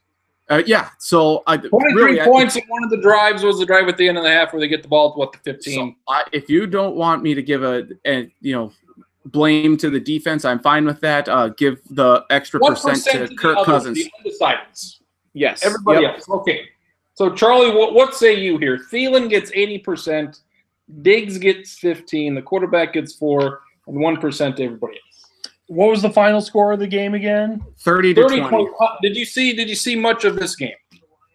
I saw some. I've seen enough football since then. I've already forgotten most of what happened. Let me figure something out. In a game that's close, and I think we can say it was a close game. If it's close, I don't think you can ever give one guy more than 17 to 25% of the blame because there's just too much stuff that goes on. At least not in football. If it's basketball and you're guarding a guy who scores 80, then maybe. But other than that, I mean, he had over 100 yards receiving still. He did, but the part of the reason they scored as many points as they did. The touchdown was garbage time, essentially, because the Vikings have no hurry up, and it's a 14-point swing. I tell you, I love the guy to death. Don't get me wrong here. I mean, he's the reason why the Vikings are doing so well in the passing game as they are. But if I'm looking at that game and that moment, that's a 14-point swing. You know what? So it's not any of the other drives where they didn't score. Well, not any of the defensive drives where they allowed touchdowns. That's the only reason they lost, was that one. Like, I understand it was a big play. 80%. And it was a big deal and like a big major way the game it went that it did. But there's like 150 other plays also. I know. New phrase. You're being restactionary. Stacking. How about this? Here's my percentage breakdown of who to blame for the loss. 20% each for Thielen, Diggs, and the quarterback. Okay. 20% on Zimmer. Okay. 10% missing the extra point.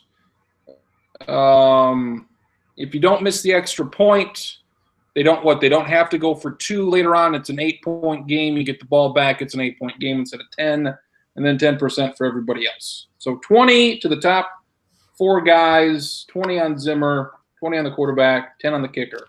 That's what I say. I'm okay with that.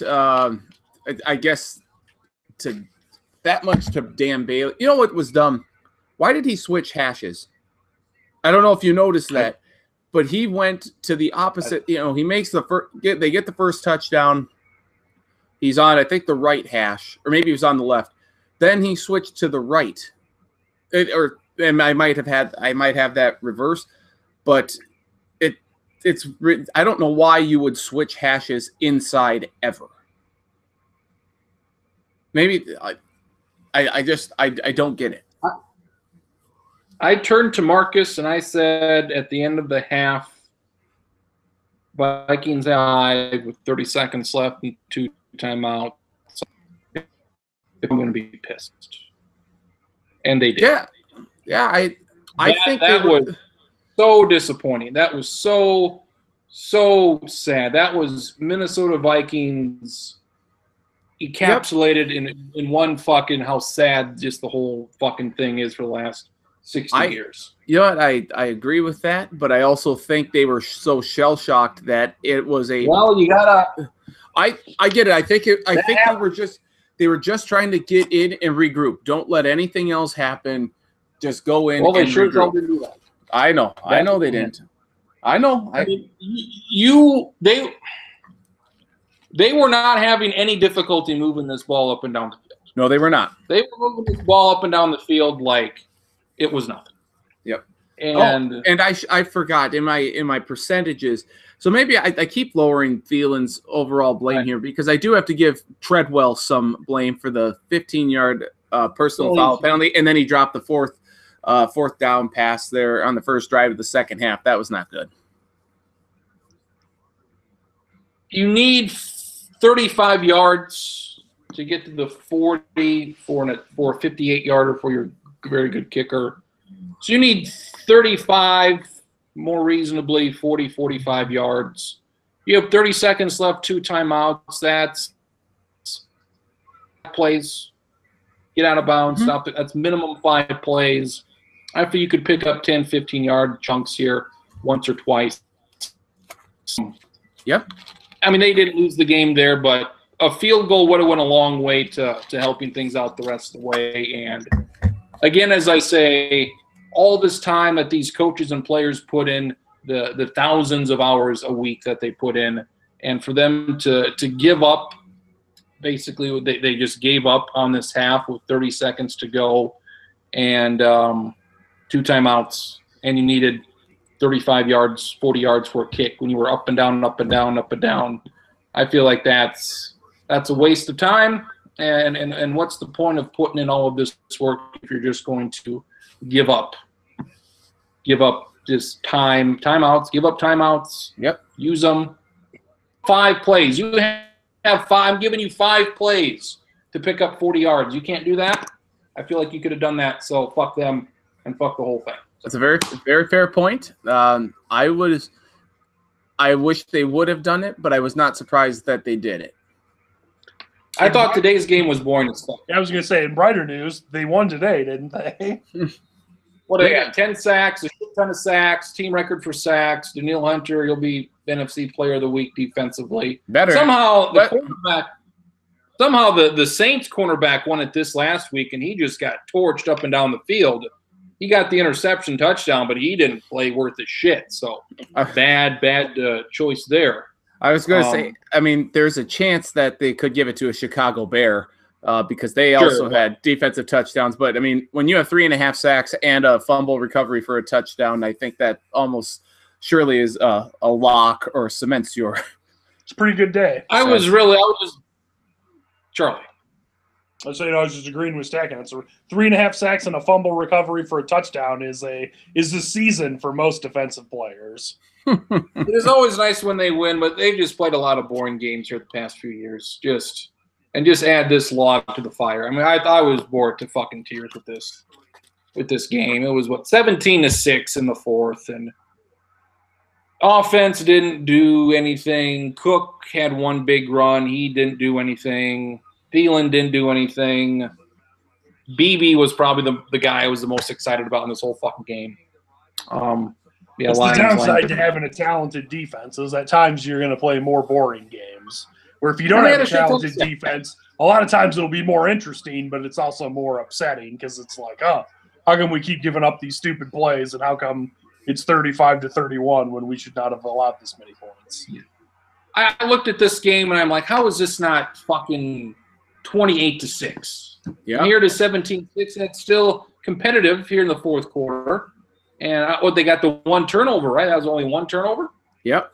Yeah, that was the fumble. Because I think the Lions fumbled it right after the Vikings did, if I recall correctly. Yeah. And then situation. So Matt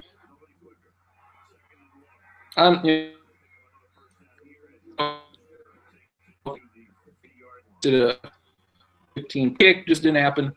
And they got 3 timeouts with, like a minute. Vikings just run the clock out, run. They call the timeouts. They get it. Went Detroit's way here. They get the ball back. Down 15 with a minute to go. Punt. They put it down at the 1. And Detroit quarterback sneaks it, takes a knee, and says goodbye. If you were going to fucking do that, I didn't get why that. the fuck did you timeouts? What the fuck was the point of that? You got the ball. Are you going to win the game? No. You can play this game 100 times. But you got the ball. 99 yards to go.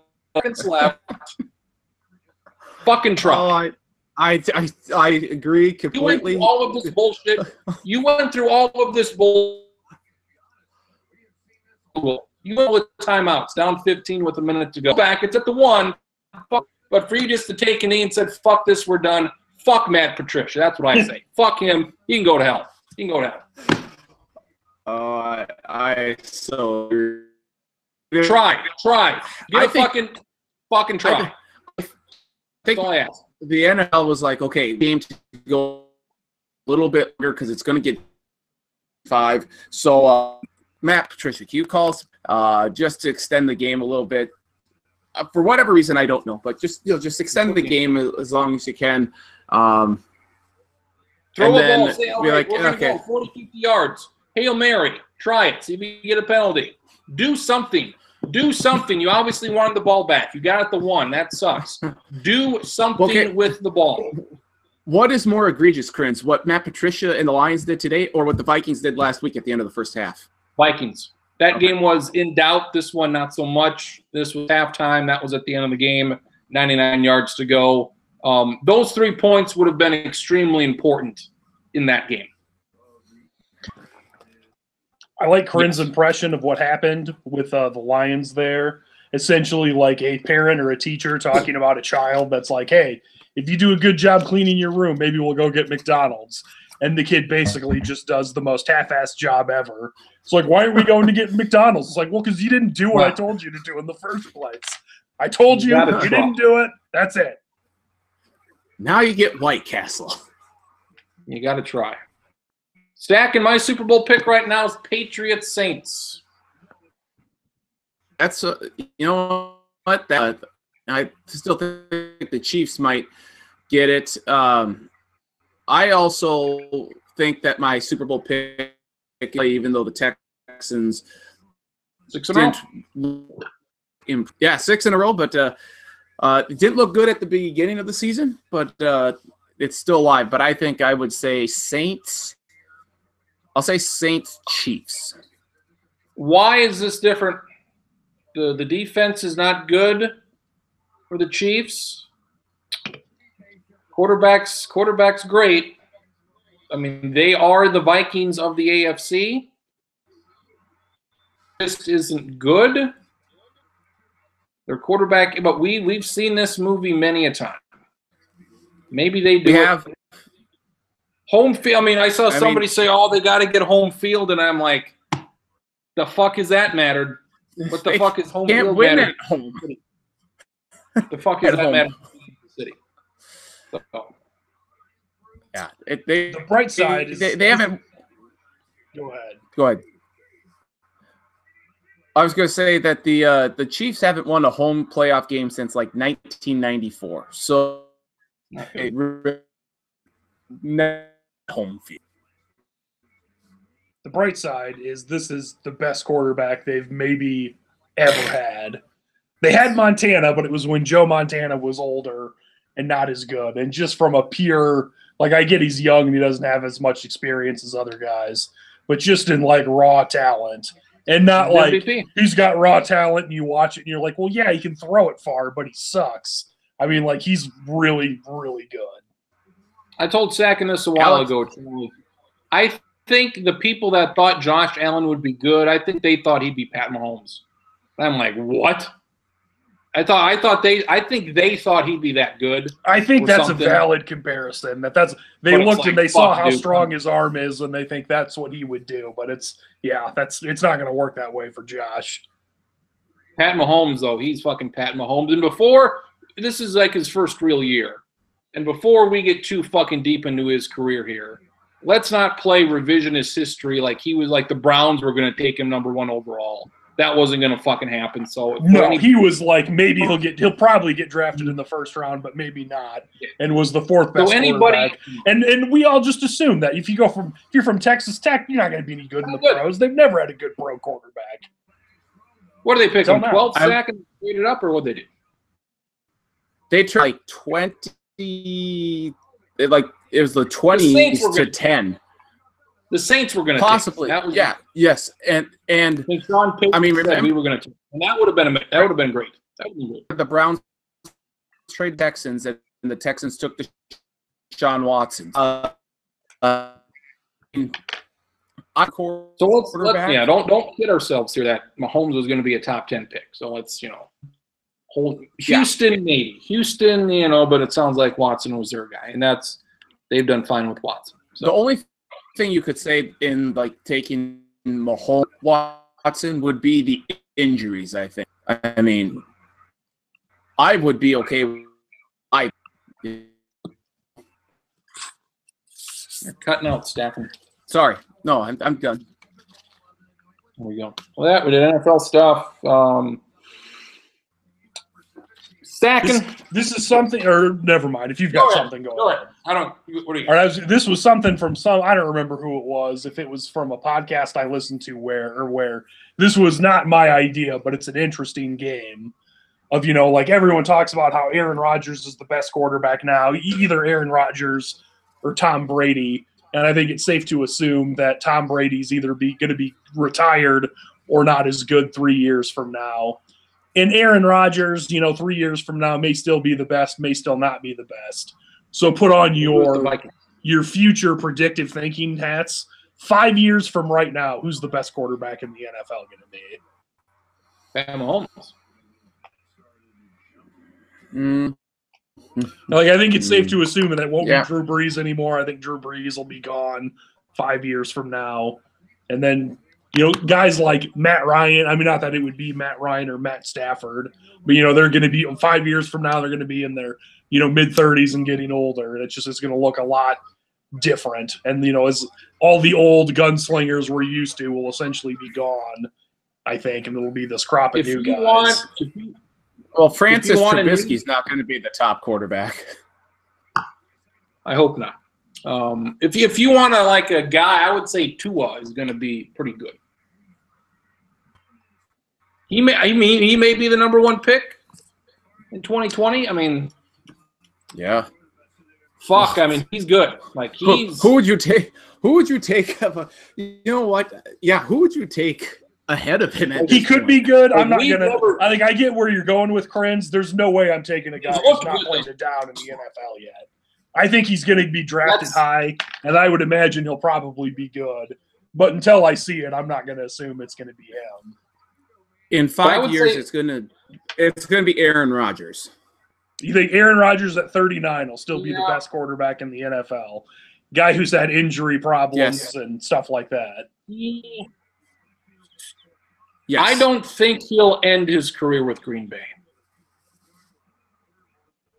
I'm saying I would like it to be the Vikings. I really would. I would too. 3 years after Cousins is done. How does this Kirk Cousins thing end? Because I obviously don't think they're ever winning a title, and he's played very well. 5,000 yards a possibility. Really, probably the best statistical season any quarterback's had for the Vikings is probably Cousins this year. Let's see if I can do this. Let me put it through the Minnesota Vikings quarterback sausage maker. Tell me if this sounds familiar and how it works with the Vikings. That'd be an injury in there. They're good this year. Yep. Maybe they make the playoffs, lose in the first round. They're better next year. I mean, they're about the same, but they have a better win-loss record. Make a deep run in the playoffs, either lose in the NFC title game or the round before that. Mm-hmm. The next year, oh my God, we got all these guys coming back. Look how good we're going to be. Fall on and all NFL teams do this, but the fall on your face 4-12 year essentially kind of gets more or less ran out of town. I don't know contract wise if that works, but if they're just I think we're done and we're just going to go a different direction. Does that sound like that is a realistic thing for how the Vikings go in their standard operating procedure? It's a 3-year deal. I don't know. They would. Will they give him an extension this offseason for another year? Will they wait after next year and give him a year? 3 years. Yep. Here's what I think is going to happen. It's going to happen in last offseason where they're looking at the quarterbacks and they're like, oh, well, I mean, Kirk Cousins is really good, but we could get Aaron Rodgers here for a year or two. And is that an upgrade? That's kind of like, is Kirk Cousins an upgrade over Case Keenum? Yep. The answer is yes. And so, is he obviously, then you factor in the Teddy Bridgewater. If Aaron Rodgers would be available, then it would be, well, is Aaron Rodgers a better option at his age? I mean, given his age, he's older than Kirk Cousins, obviously. Is that an upgrade? I would say yes, and I would say it'd be reminiscent back to 2009. Well, the whole Brett Favre deal. Back in 2009, because you're Sage Rosenfeld and Tavares Jackson, or Brett Favre. I mean that's a significant no-brainer. Right. I'm going based on the age, I guess. The Keenum with Cousins. I mean that was a pretty certain bet. One's better than the other. 39-year-old Rodgers versus 33-year-old Cousins. I think that's significant. Let's find out how old Cousins is. I think he's 30. I think that. Well, we're going 5 years from now, so he'd be 35 then. And Rodgers would be what, 40? Or wait, no, sorry. I was going. My thing was 5 years from now. We switched to talking about Cousins, so we're going 3 years from now. So you're right. It would be. We're going 3 years.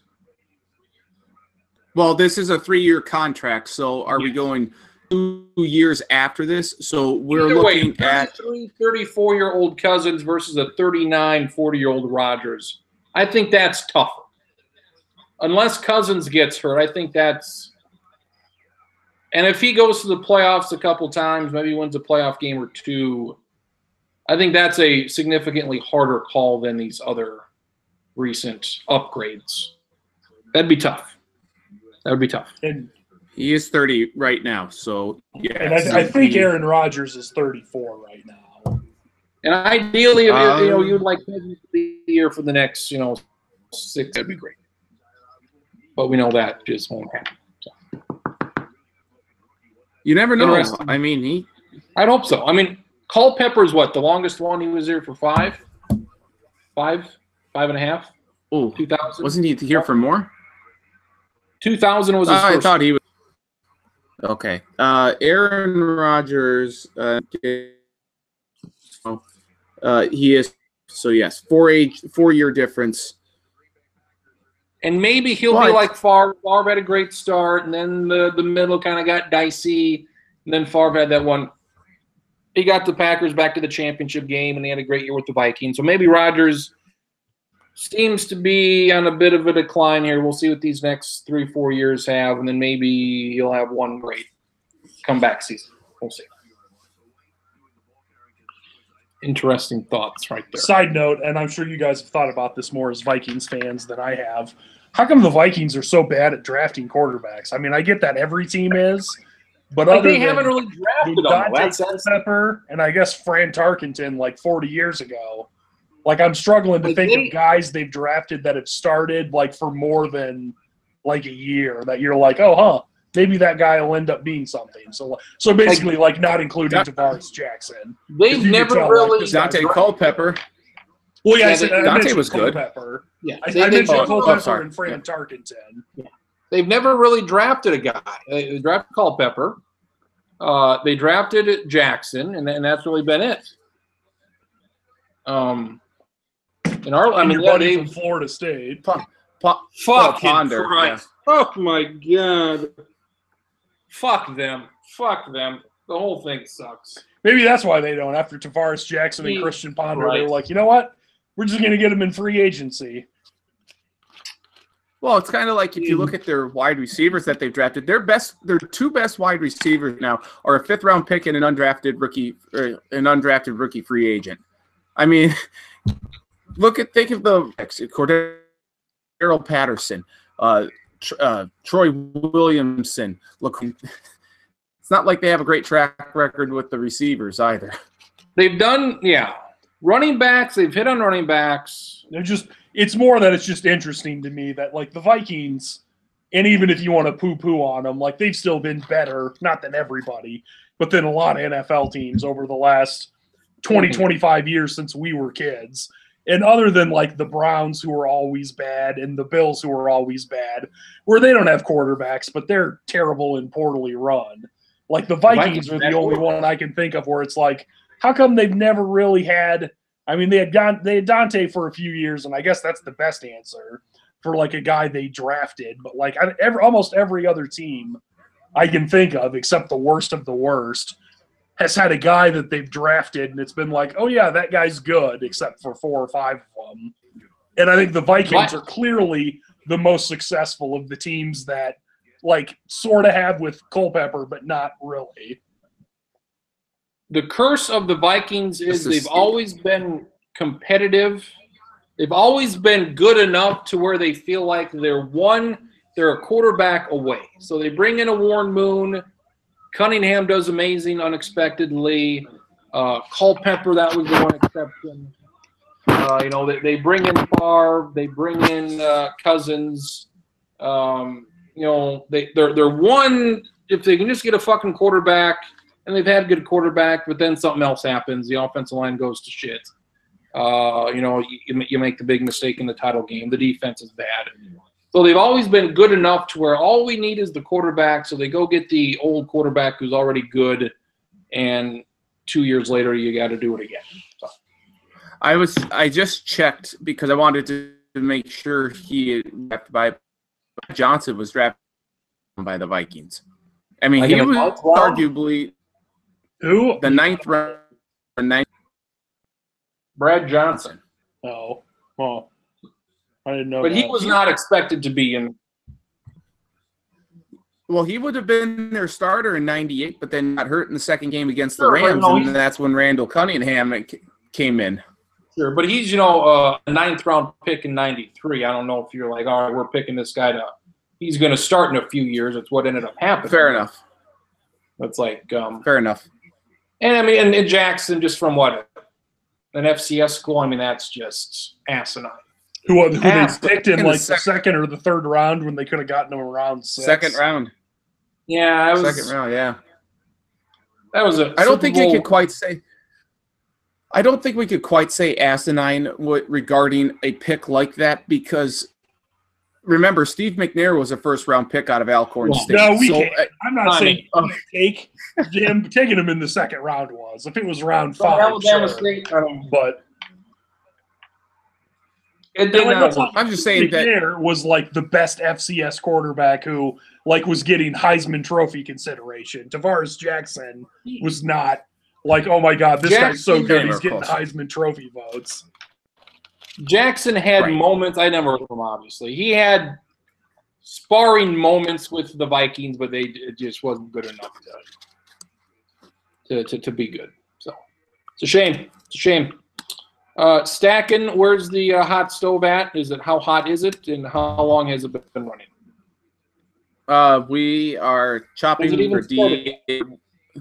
DR Woods is in we're getting the blades all sharpened up.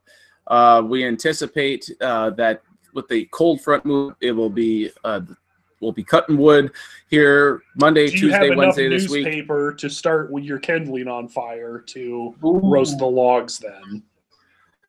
I think so. We have found the Daily Gazette, and we will be burning appropriately.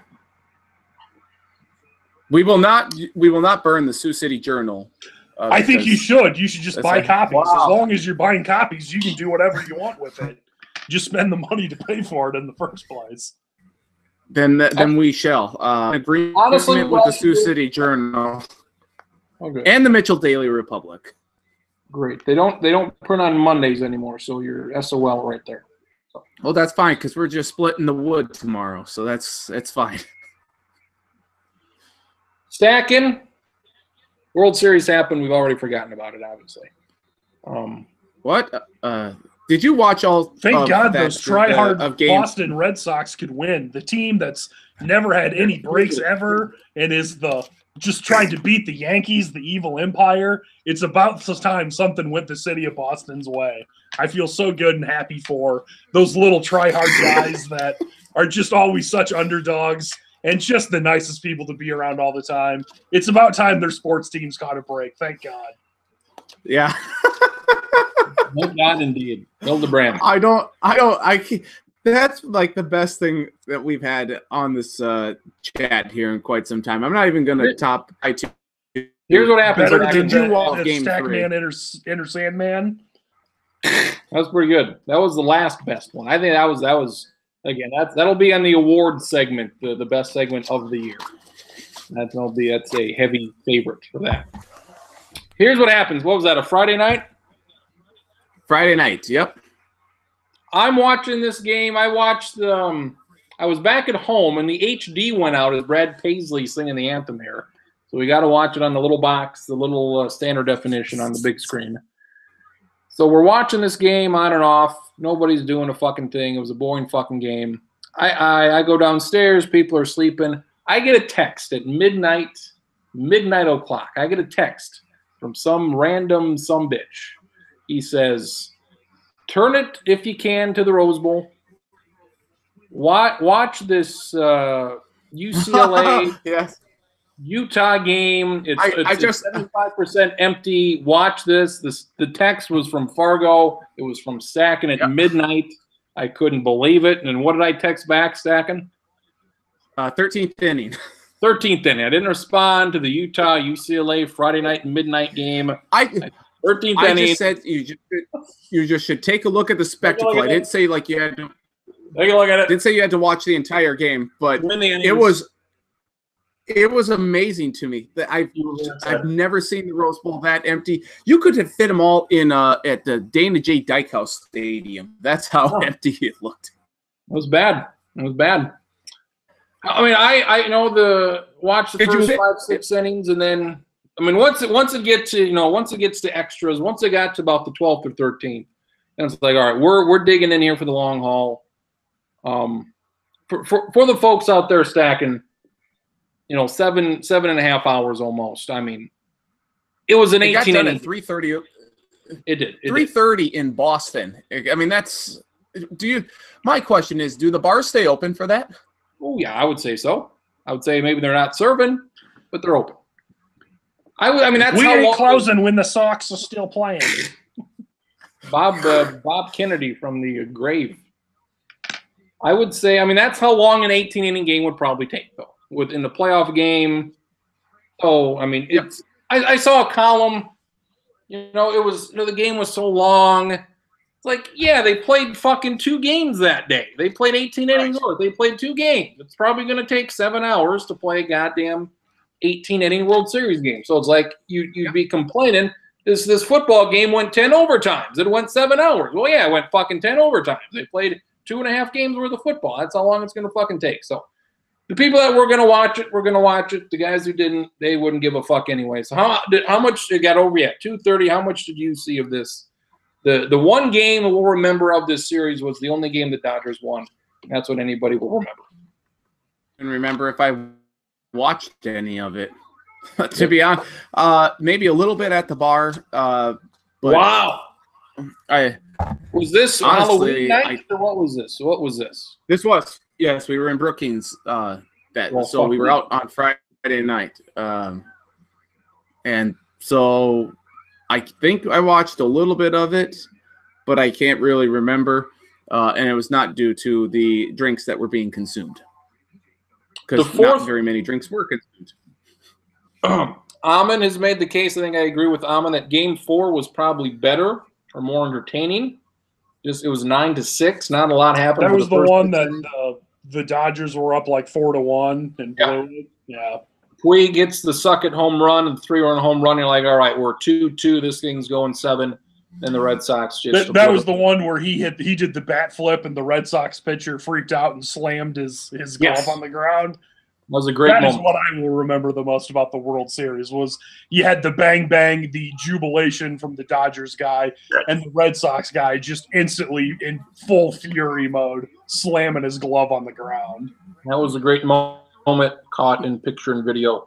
May I make a case or the argument that the Boston Red Sox are the most clutch World Series team or most clutch team of all time? Because of all of the RBIs that they scored with 2 outs, all those years where they blew playoff leads, especially with the Buckner. I think it's bold saying they're the most clutch team in baseball. I'll give them this over the past 15 years. When they get to the World Series, they don't fuck around. They swept the Cardinals. I think they swept the Rockies. They beat the Cardinals in 6. They won this game. They don't fuck around. When they get there, they fucking take care of business. So that's what I'm saying, though, is like clutch playoff team of all time because of all the 2-out hits. One right here. You're talking about this specific team only? Yes, this specific team only. And the only reason I say that, and I'm looking at the whole playoffs in general, but what percentage of their runs in that Houston series were with 2 outs? I feel it was like 75% of them. I mean, they just kept pounding it out. And how many in the Dodgers series? It's just time after time you get them to 2 outs, and it's like, okay, this is when they turn it on. And so my definition of clutch is a little different. But what I'm saying is with 2 outs, that's when they were able to generate essentially all of their offense. Jackie Bradley Jr. was the ALCS MVP. He had like 10 RBIs against Houston. They were all with 2 outs. Yeah, so the 2 outs and the runners in scoring position, they got all the hits. So they beat the Yankees, Houston, and the Dodgers, and they lost twice, 3 times. 3 times? 3 times, once every series. I like Stacken's point. I think it's valid. I would wager that the Pittsburgh Pirates team that Bill Bonzarowski hit the walk-off home run in Game 7 was the most clutch MLB playoff team of all time. And I would have to take a look at the data, like to figure out how many times Boston would be up teams there. But that's how I'm defining the clutchness would be the runs with 2 outs. I'm defining it as the 3 games that Pittsburgh lost, they got blown out. The 3 that they won were all close, and they hit a bottom of the 9th walk-off home run to win the entire World Series. Because they were outscored in that series by like 30 runs or something. I don't know what it was. I know it wasn't close though. The Yankees won 3, and the 3 they won, they blew them out. And the 4 that Pittsburgh won were all really, really close. Game 3 was an all-timer. Nathan Eovaldi comes in to pitch in the extra innings. He gets the loss. Went 6 innings. Apparently, players were crying because of his effort was so great, which I thought was Derek Carr among them. Yes, which I thought was ridiculous. He's coming off of Tommy John. He was with Tampa Bay this year. He did well. Boston traded for him. He's done well. He's going to make a lot of money this offseason. But he was the starter for the next day. So he was going to pitch 18 hours later. So I'm not going to get too fucking emotional about a guy pitching 18 hours before he was supposed to. What I'm more impressed with is that he pitched well. He went 6 innings, basically, of shutout baseball through 90 pitches. I just thought it was a bit much that, they had 1 or 2 pitchers left. Yes, they were going to use their starter for the next day, and he pitched extremely well. And let's not fucking act like he fucking threw 13 innings and threw 200 pitches. He didn't threw 90 pitches. No. So let's fucking – I know baseball's changing and all this shit, but let's not fucking make it out like a 6-inning, extra inning performance where the fucking bats were shit. Let's not make this into Jack Morrison 1991, shall we? Or Kurt Schilling with the bloody sock. Oh, fuck sakes. Either way, I thought it was a bit much there. So Boston wins. Stacken, your prediction on this Harper guy, where's he going, and what are the specifics of this contract that he's gonna? I will be in the minority and say he stays in Washington. Wow. I will say it is a 6-year, $224 million deal. Charlie?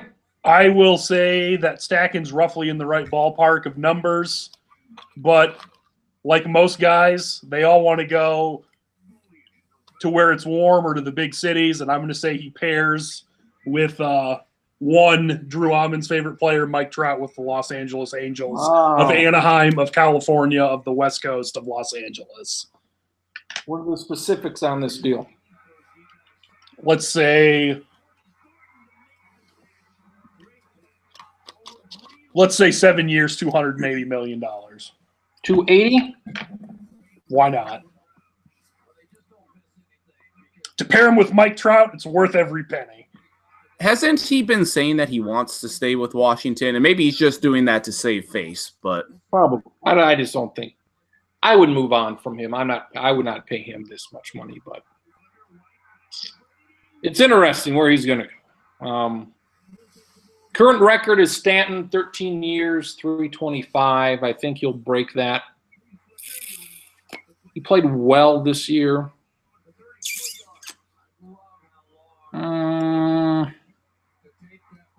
He's from Las Vegas, so if that matters. A Dodger. I saw something about the Giants. So he's going to sign with John Gruden in the Oakland Raiders. Well, a lot of people have been calling Gruden, wanting to go to that fucking cesspool of a town. So I'm sure you guys don't read Pro Football Talk as much as I do, because I only visit the site about a dozen times a day. I can't find anything because there's 10 fucking things today. So I couldn't find any. That Pro Football Talk? Anyway. A couple of weeks ago, I was trying to find something, and I'm just going through all of these things with these updates from the games. I'm like, fucking Christ. Yeah. I don't need to know that Browns Chiefs is at halftime. I got it. It's fine. I'm not talking about the Sunday morning stuff. I'm talking about the day. About the days, yes. So this happened. Just a shit ton of stuff. I think this was Friday morning. Mike Florio talked about how the NFL should seriously look into what John Gruden's saying, because it's could be deemed tampering if he's either reaching out to players or players are reaching out to him saying, yeah, we want to play for the Raiders. That is tampering. So I don't believe John. I assume this goes on either way. So I think, but for John to be that stupid, is just a little surprising. Well, he has proven thus far in his return to the NFL not to be a smart man to begin with. So we'll see what happens with these draft picks. But fucking Christ, what I don't understand is, why is it when you move into a new stadium or you move to a new market, why do you all of a sudden have to be shitty so that in a couple of years you can be good there? Can't you be good now and good then? Why do you have to be bad now to be good then? Can't you be good now and good then? Well, the Twins did very well the inaugural season at Target Field. They did, but they were all good for that entire decade, and they didn't decide in 2007 to blow it up. And all right, we got to blow this up here so we can be good in 3 years. They were good. Right. They were good for the first year, and they were shitty for the next 5. So that's fine. It doesn't matter either way. The Braves did the same thing. They were a playoff team. They're going to a new stadium. They started from scratch. It was stupid, but it ended up working here at the time. Does it matter? No. Whether where the fuck your stadium is, it doesn't matter to me. They're going to Vegas in a couple of years. They better be a whole lot better than they are now. But they made the playoffs last year, right? The Raiders? No. 2 years ago. 2 years ago, yes. Like, how do you fuck this up this badly? I mean, this is just... I don't know, and I think we can all say that we could have stuck a fork in the Raiders when they traded Khalil Mack. I mean, that was the most ridiculous thing there. That totally took the wind out of the sails, because I think what it told the team was, yeah, we don't really care about player in the league anymore, so we don't really want to be that competitive. Like you. If this was a Bruce Irvin sort of deal, by the way, he got released too. I'm sure you saw that. What's that? He's older though, right? He's older, but I mean, he's a decent guy. But like, if they had traded him, people would have been like, wow, you're trading one of our better defensive ends. That sucks, but at least we still have Khalil Mack, who's the best at his position. I mean, that wouldn't have been a terrible thing. You would still keep the team. But when you trade Khalil Mack, an all-pro, the best at his position, I think that just signals to the team like, okay, yep, this season doesn't mean jack to any of us. They should be winless right now if the refs hadn't botched that replay against the Browns. What? It's bad. It's very bad, and Gruden's not looking too good. And he'll probably finish his career with an under 500 record. That's bad. Did either of you guys see on what was it, Thursday night when they played? I didn't come up with this. Someone else made it. But if you type into Google or just type into your browser, is Gruden gone yet.com? No, I didn't. They got a countdown. What, they got a clock for money being made while you're on the site? Right? It's worth looking at just because it's funny. Okay. It is very basic and simple. But if you just type in is Gruden gone yet.com. Oh, boy. The answer is no. 9 years, 10 weeks, 3 days. It's like an atomic clock. That is fantastic. I saw that at work, and me and another guy at work laughed about that. And at first I thought it was something where it was just set to show the same numbers all the time. So I memorized one of the numbers and checked back like an hour later. And it's like, no, it's different. It is actually counting down for real. His $10 million or his $100 million contract. He's made $8 since I've been on the site. I'm going to say Harper goes to the Dodgers for 12 years and $400. That's what I say. That makes sense. And Machado will also get an extremely large deal. I think he'll go to the Phillies for like 10 years, $300 million. Where did he go after he got traded from Baltimore? The Dodgers. Oh yeah, that's right. I knew that. Oh, he was so great in that World Series. Right. 2 historic contracts, and the Twins, they have money to spend. So the Twins, I think they're going to sign some folks. So. Crins, are you sticking by your point about the Dodgers becoming the Braves of this century? Yeah. They got Kershaw now, 3 years, $93 million. Time's run. I mean, I don't want to say time's running out because they can always reload, and if they need a guy, they just go get a guy. They can spend $400 million on Harper if they want to, and Kershaw's good, and this Walker Buehler is their next ace. So by all means, they still have more talent than anybody, but they haven't won yet, and they're still going to be great, but they still haven't won the thing. So at least the Braves won a World Series title. Won one. So maybe the Dodgers win one, and even if they win one, that'll probably be a disappointment. Who was it? The Braves beat the Cleveland Indians to win their one? Yeah, and Cleveland. So the Dodgers need to play Cleveland. They need the Indians to get the World Series and then beat them. And Cleveland's another team that probably should have won one. Probably should have beat the Marlins in '97. So they really should have beat. I still can't believe they lost to the Marlins. The Marlins. Thanks a lot, Carlos Baerga. Bobby Bonilla. Oh, fucking Christ. Fucking Christ.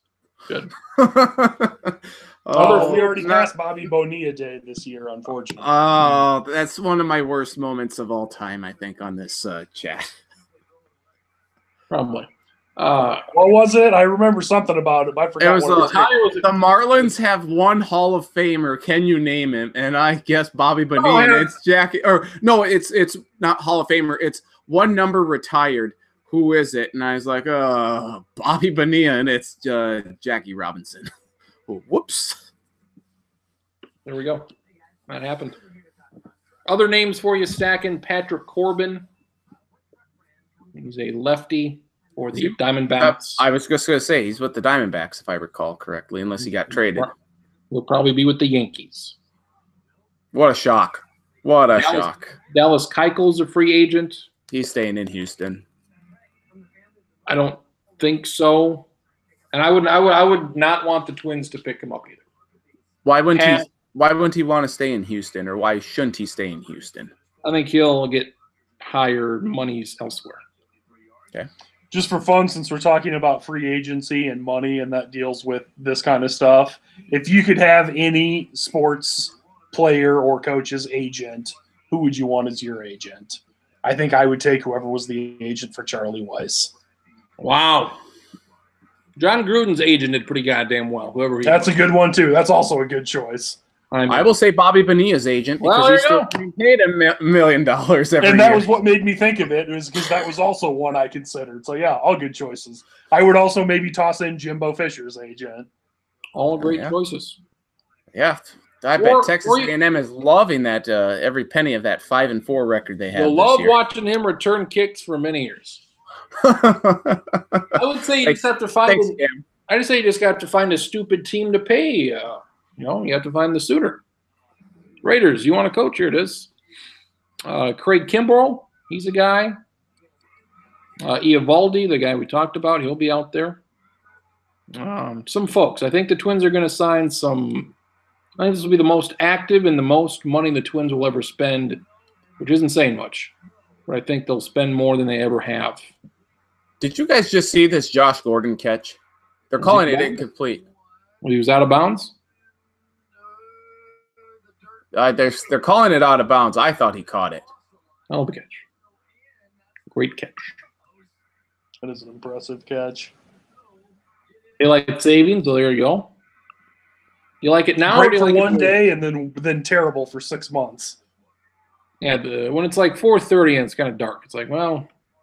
But then the other one was like it was 8:15 and the sun wasn't up yet. I'm like, well, is the sun coming today or not? So can we do maybe like a half hour instead of an hour? Is that possible? No, I think that's valid. Can we do it instead of an hour? An hour seems extreme. There we go. Or why do we even have to do 1 hour? Why not just 4 hours? I mean, we're already playing around with it, and as long as it's like anything. You can pick up anything in someone else's house as long as you put it back afterwards 6 months later, then it's fine. They won't know about it. Election day on Tuesday, so that's a thing.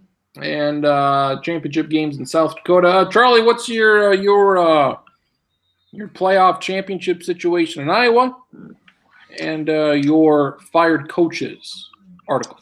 Let's see. In Iowa, Sergeant Bluff still in the playoffs. They are Sergeant Bluff looting pretty good. They've only lost one game. The only game they lost is to undefeated Lewis Central out of Council Bluffs. Lewis Central is relevant because they have a quarterback who's committed to go to TCU. So the only team Sergeant Bluff has lost to has been to the kid who's the best quarterback in the state. I think Boyden Hull Rock Valley still in the playoffs, and I forget who the other team is. And then, unfortunately, in South Dakota, Dakota Valley lost at home, so they're done. You said East Carolina? If I did, I meant to say South Dakota. That Dakota Valley lost in the first round. No. The quarterback, he's going no. Oh yeah, sorry, no, to TCU. TCU, okay, all right. He's really good because in the football prospects thing that I do, he threw 2 interceptions in the playoffs, so he has thrown like 27 touchdowns and 2 picks the whole year. He's the best quarterback in the state, and that's the only team that's beat Sergeant Bluff. You've kind of revised your fired coaches. You've updated it. Very excited about that. I did. It was fun. I spent a lot of time working on it. Was going to do it or was going to release it before the season, but then the Urban Meyer and DJ Durkin stuff happened. I figured at least one of those coaches would get fired. One of them eventually did after a long, long time, and there was a point that when Durkin got fired, I was like, well, I guess now's the best time to do it, and whenever anyone else gets fired, I can bring it up later. There were a handful that I recycled and kept the same. There were a handful of jokes that I kept and just attributed to different coaches, but most of it's original stuff. And yeah, I think I kept 1 or 2 of like you or Traxler's. Like I think Traxler came up with the one for Duke. If Coach K wants your job, he gets it. So that was good. So I didn't change that one. But like just in the I think 3 years since I did this last, there's been so much coaching turnover. And I mean, like half the jobs are different now. What was the best? What was your favorite?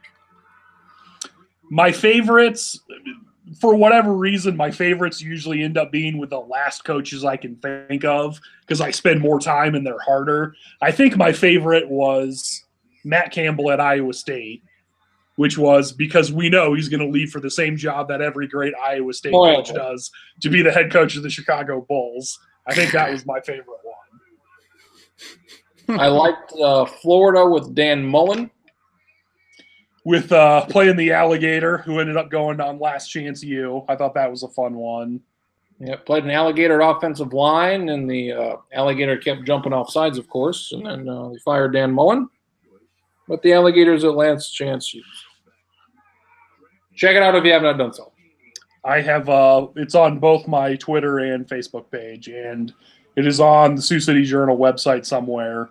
You may have to type "fired Power 5 coaches" into the search bar. I have not gotten to it yet, but it is on my to-do list. There was one other one I really liked. I forgot which one it was, though. I think it was Stack. It may have been Stacken's guy, PJ Fleck, but I don't remember what it was. Did he row the boat into the wrong? I can't tell you exactly. It was something to the effect of like somebody got fired for yelling at a booster publicly that bought him a speedboat because we know that PJ Fleck only uses paddle boats so he can row the boat. So, something like that. I don't remember how it was worded. Obviously, the Maryland situation was an abomination of just like how people in positions of high power make a decision that poorly after thinking over it a long time. I cannot comprehend that at all. That they thought, yeah, this should be fine, and then obviously the next day it was not fine. I think Paul Feinbaum said on College Game Day, he said, I don't know how the university can recover or ever will recover. Well, they will. Who in their right mind would want to send their kids here? Like the culture is just not. As long as he's gone, I would say it's fine. But as long as he's there, I mean, that's bad. Like, I just can't imagine them thinking, yeah, we're bringing this guy back. It'll be fine. Like, what? Like, I just can't even comprehend that. What be in that boardroom while they're talking this over, like fucking people are going to forget about it when a guy died. It's like, what?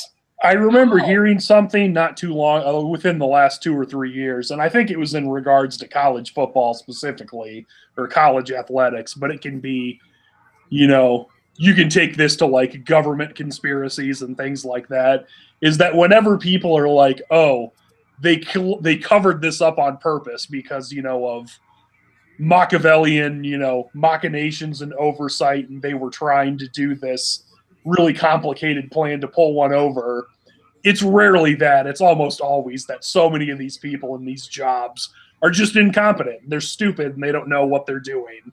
And the more with social media, for all, I mean, it's got all sorts of its problems, but you know, with the world being smaller and we have more information, it's easier now than ever to just be like, how mistakes are more glaring than they used to be. I think also it shows how out of touch they are with the rest of society, though, these people who are making the decisions. I mean, they don't care. They don't care. They don't think it's a big deal that it's, well, it's not me. I didn't die, so what the fuck do I care? Well, they said, oh, Durkin's not to blame for the entire athletic department. Well, no shit, he's not.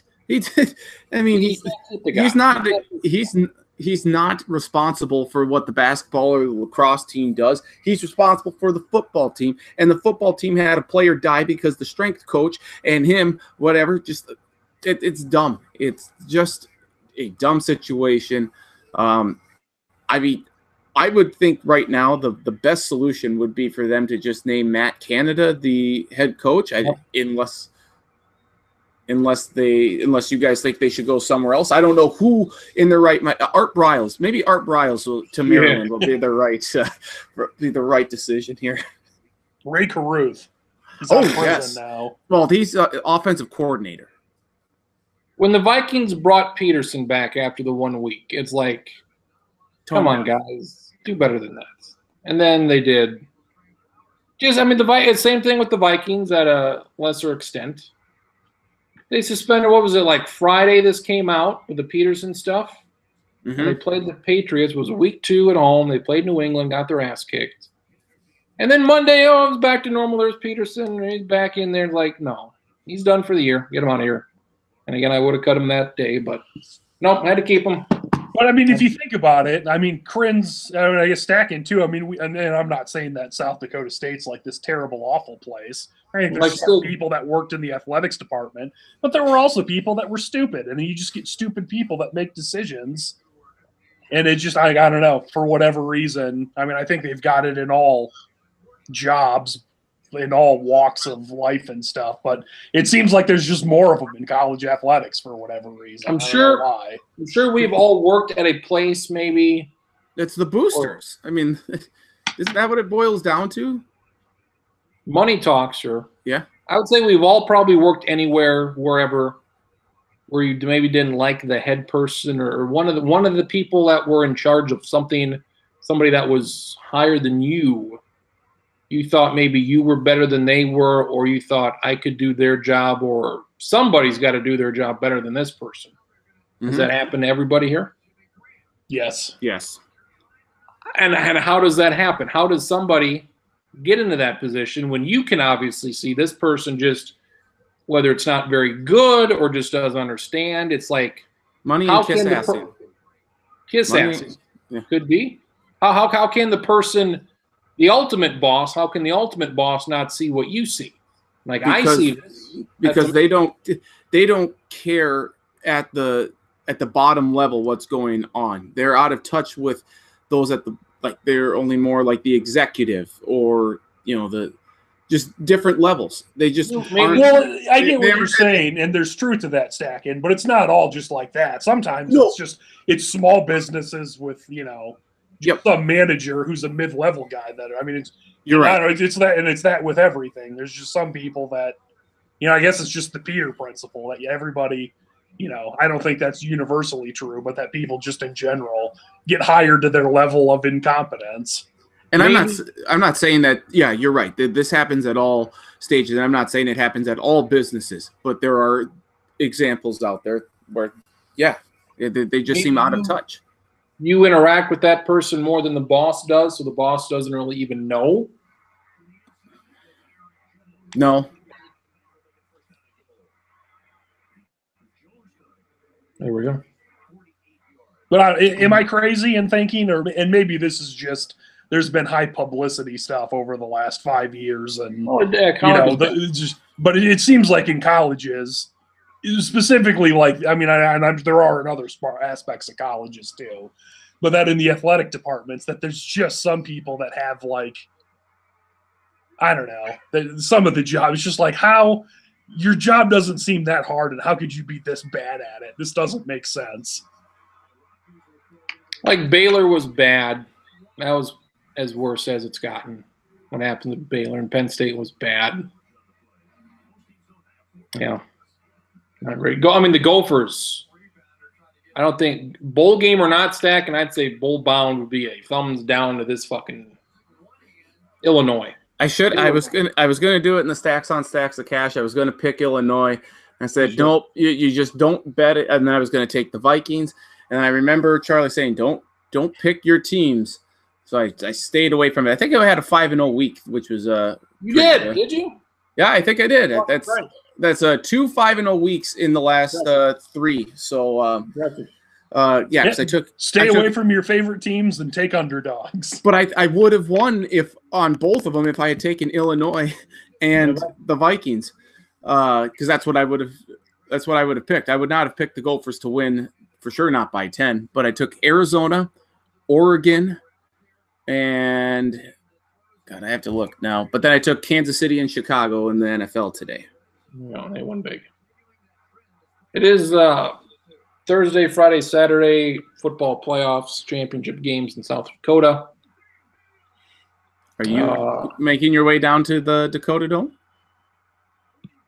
Thankfully, probably not. I still say there's a 20% yes for some unseen circumstances, but right now it's no. We'll do a pick 'em here. 11 AAA Charlie. It's the 4 seed Washington versus the 3 seed Brandon Valley. I'll go with Brandon Valley. Stacking. Say the teams again. Who's it? Brandon Valley and who? Washington. I'll go Brandon Valley. Brandon Valley. The 1 seed Pierre versus the 6 seed Huron. Huron's first appearance in a title game since 1992. Huron that went 4-5 this season. Yes. Pierre. How dare you? How dare you? The 1 seed T area versus the 7 Del Rapids. I'll take T. I'll have crumpets with my T. Good. 11B, it's a good one. Sioux Falls Christian and Bridgewater Emory Ethan. A rematch of last year's stack. If I pick Sioux Falls Christian, am I crazy for doing it? Sioux Falls Christian won it last year. They're a 4 seed this year. Bridgewater Emory Ethan a 2 seed.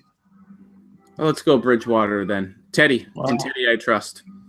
I believe a friend and former roommate of mine, his brother is like an assistant coach on Sioux Falls Christian, so I will go with Sioux Falls Christian. 9AA we go. The 7 seed Kimball White Lake, the Wildcats make it. They'll take on the 4 seed Bonhomme. Since before my high school football coach, before he came to Dakota Valley, he was the head coach at Bonhomme, so I will take Bonhomme. Bonhomme with the sweep. 9A, the 4 seed Canastota Freeman. Ammon's old stomping grounds had to co-op because it didn't have enough kids last year, so they're Canastota Freeman. The 4 seed takes on the 6 seed Howard. Canastota.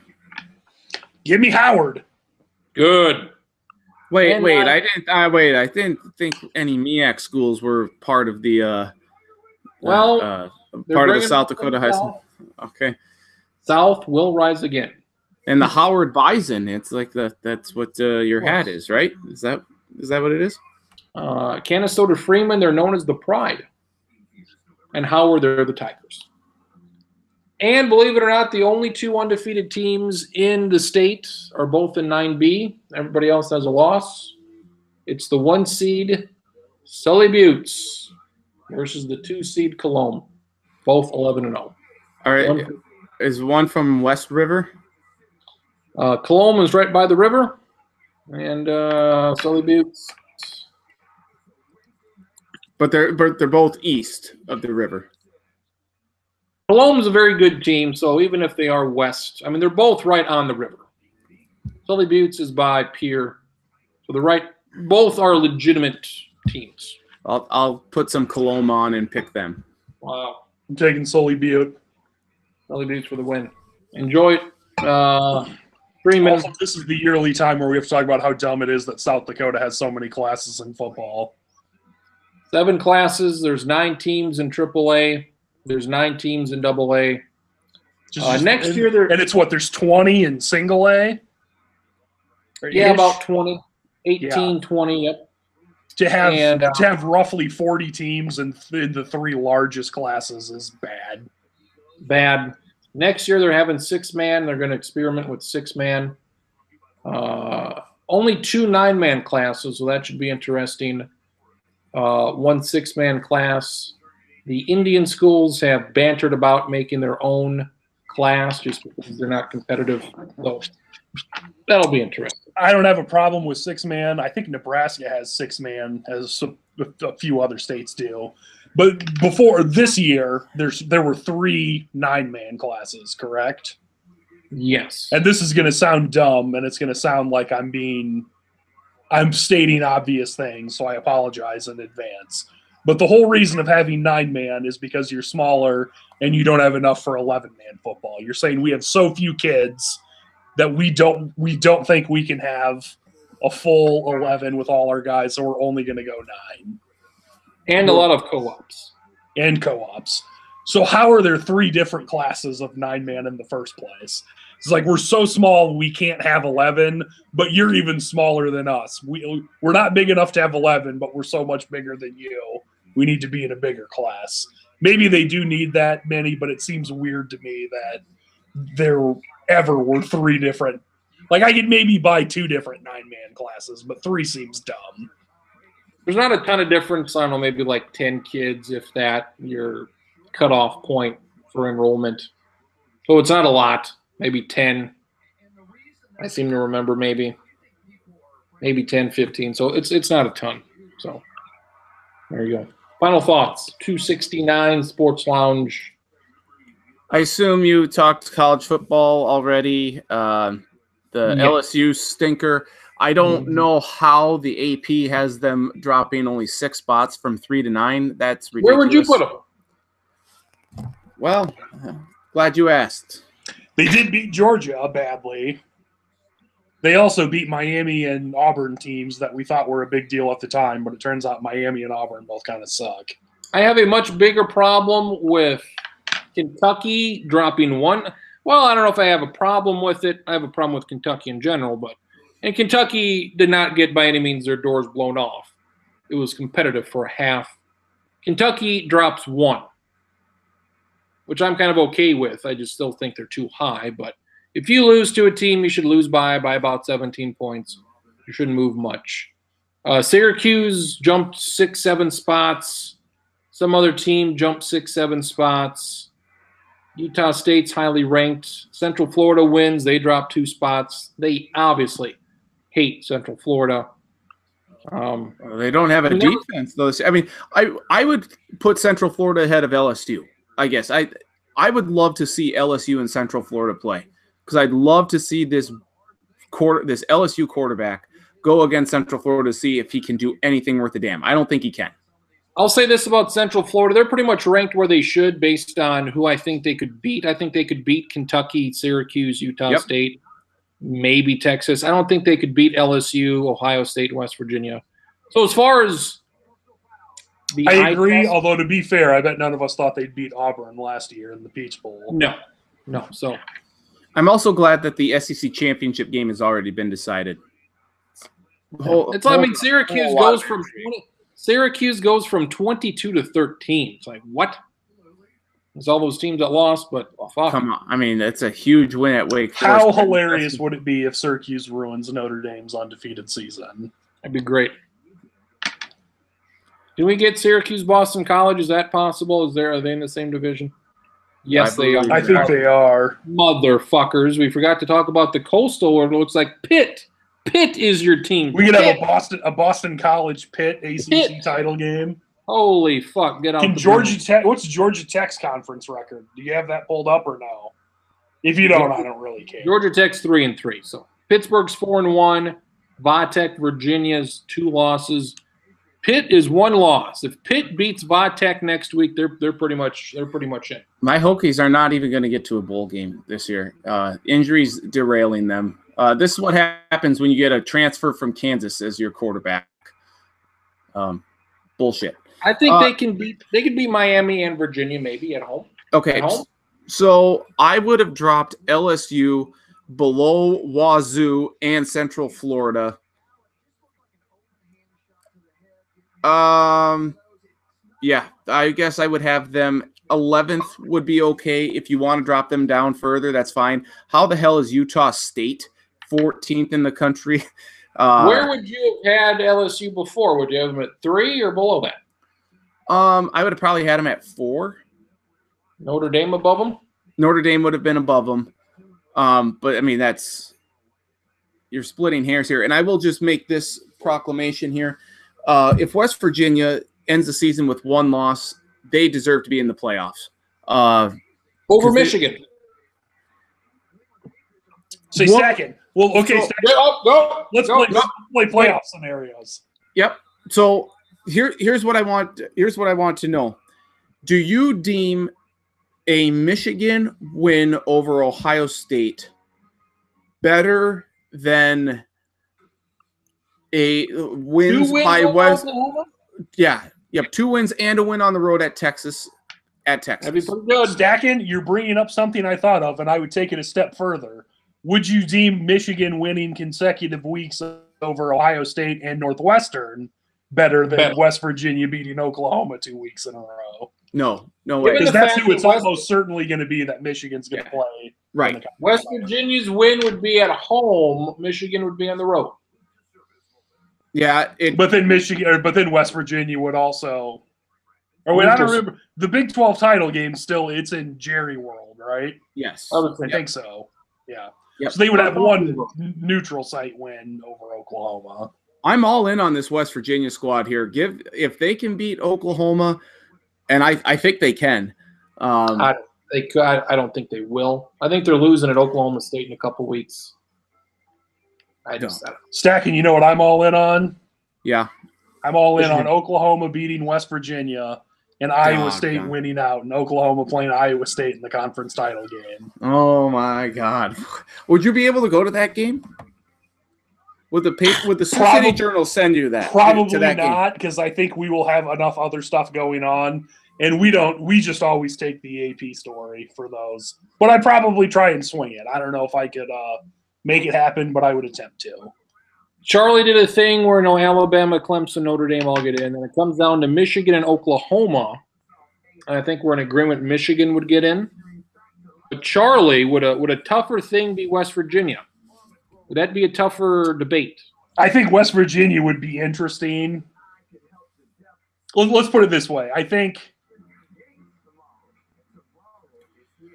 Michigan, Oklahoma would be more interesting because fair or not fair, I think brand names come into account, and I think Michigan would get in over West Virginia, whether they should or should not. But Oklahoma has been much more successful than Michigan over the last 20 years. I think that would be the down dirty fight between, 2 Midwestern conferences on who gets in. That would be interesting to see.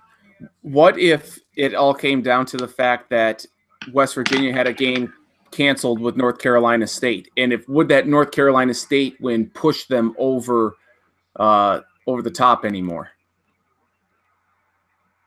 It could. It'll be interesting to see. It's very. I don't know. It seems like North Carolina State has a good chance to finish in the top 25. And just that, I don't think North Carolina State's one of the 10 best teams in the country, but I think beating them would still be seen as a quality win in general. Like not a lights out win, but a good win. Right, but would that take it over? Like if you're going to compare the resumes between a West Virginia and a Michigan or and Oklahoma, would a win over a North Carolina State team that is ranked? It would help. How much would that help in the argument for West Virginia? It would help some. I think it's really going to be hard if Michigan loses week 1 to Notre Dame and then rattles off 12 straight wins, including at Columbus against Ohio State, to keep them out. But isn't Ohio State maybe a little overrated? I mean, they almost lost to your Huskers. I agree, but also I think they'll beat Michigan State next week. And then I don't remember who else they play, but before they play Michigan, other than Michigan State next. I don't know. Let me pull up. I got Ohio State's schedule here. They've already played Buckers. They're at Maryland. So I think they're going to beat Michigan State and Maryland. And I don't think Ohio State's nearly as good as they've been the last few years. But I think they're still going to be 10-1 going into that game with Michigan, though. I think Michigan with West Virginia, that's a very good one.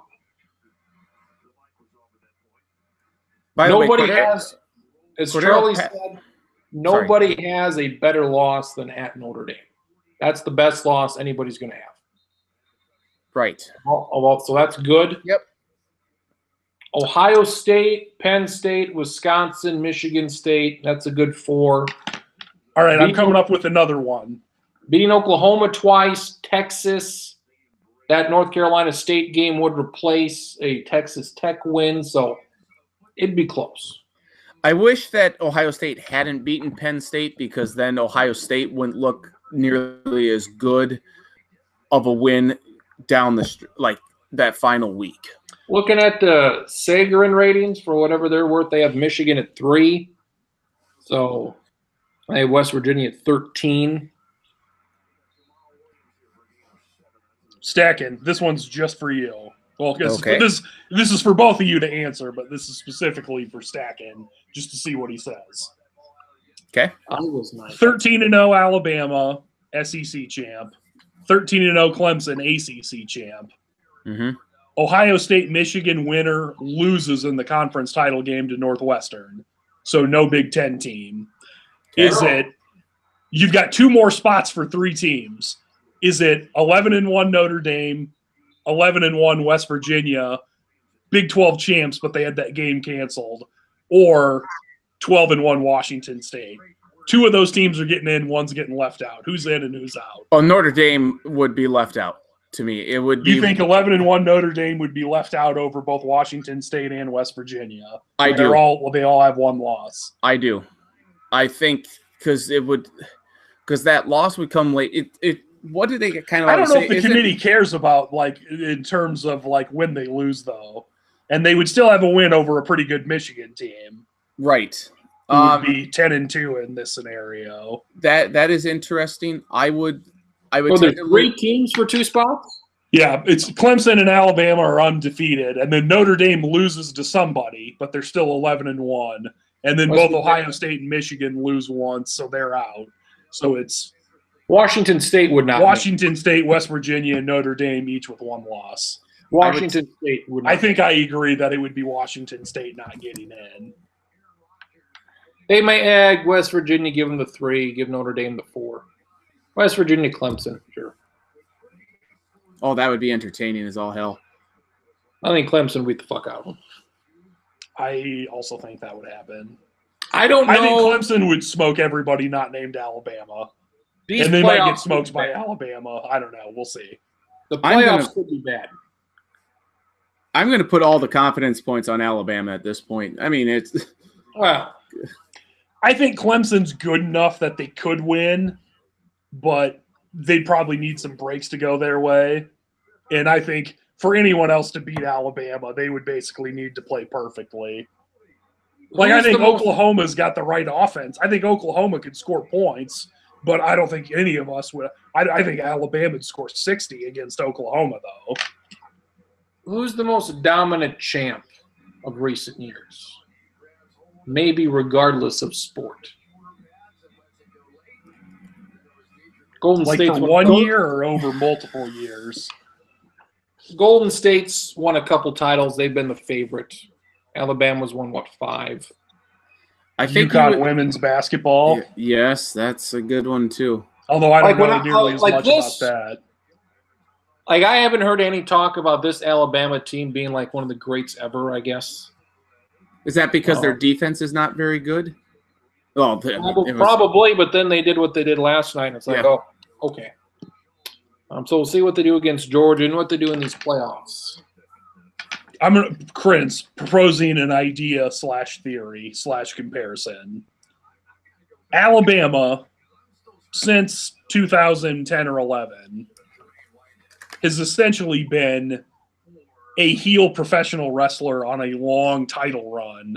Ric Flair. That is, this isn't a perfect case. I was going to say like Triple H the first few times he won it, where he occasionally loses, but whenever it really matters, he never loses when it really matters, though. Because Alabama's only gone undefeated once, but they've still won 4 or 5 national titles. But whenever it's like, okay, the chips are down, and now we really got to win. Like, not only do they win, but it's usually like, I don't know why we ever thought they would. Of course they're going to win. What, 2 games? Did they lose to Florida in a title game once? They lost to Florida in 2008. That was Saban's second year before they won any titles at Alabama. The only 2 games I remember them losing that were big-time games would be that Florida game 10 years ago and Clemson 2 years ago. Besides that, I would also throw in Ohio State in the semifinals like 4 years ago, the year Ohio State won it all. Yep, that was a surprise. But those are like the only ones. I guess Auburn on the kick 6 game, but we're talking that's 4 games over 10 years. Yeah. How can I also pose a question here in terms of dominance? Who has been more dominant in their specific period of time? UConn women's basketball or Alabama football? UConn women, they won 100 in a row. What is more impressive then? Because we've seen college football teams do this before. We've never seen anybody. We've seen it, but not to the degree that Alabama's done it. At least not since like they invented polls. I know Nebraska won 3 and 4 years from 94 to 97. And Alabama's the only team to match. Florida State was good where they finished in the top 4, but they only won 2 titles in 15 years, where Alabama's won, I think, 5 national titles in 8 years now. Or Florida State, 9 years. Florida State, they had a Braves thing going there. They were always there, but they never won. They won, twice. And I know it's comparing like apples to oranges, but it's just the degree of dominance within your respective sport. Because, obviously, if you're really good, you're going to get everyone's best effort. And there's, the recruiting game has changed and everything. It's just interesting to me to see this Alabama team. This is the best Alabama team we've seen in this run, right? At least offensively. Offensively, I don't know about on defense, but without a shadow of a doubt on offense it is. And you'd give up a little defense for a little more offense. And they and UConn women's basketball, to me, are like the only teams you can compare to the John Wooden UCLA teams, at least I think, unless there's something I'm forgetting about. Like I guess maybe the Yankees in the late 90s. Like the Patriots thing, they went so long between winning the Super Bowl. They went, like 8 years between winning or just getting to a Super Bowl. They won 3 out of 4 in the early 2000s, which is good, but that's been done losing those 2 times. Giants. Yeah. Losing the 2 to the Giants. I don't know how the fuck that happens, but It happens. Especially the one in 07. I still don't know how they lost that game.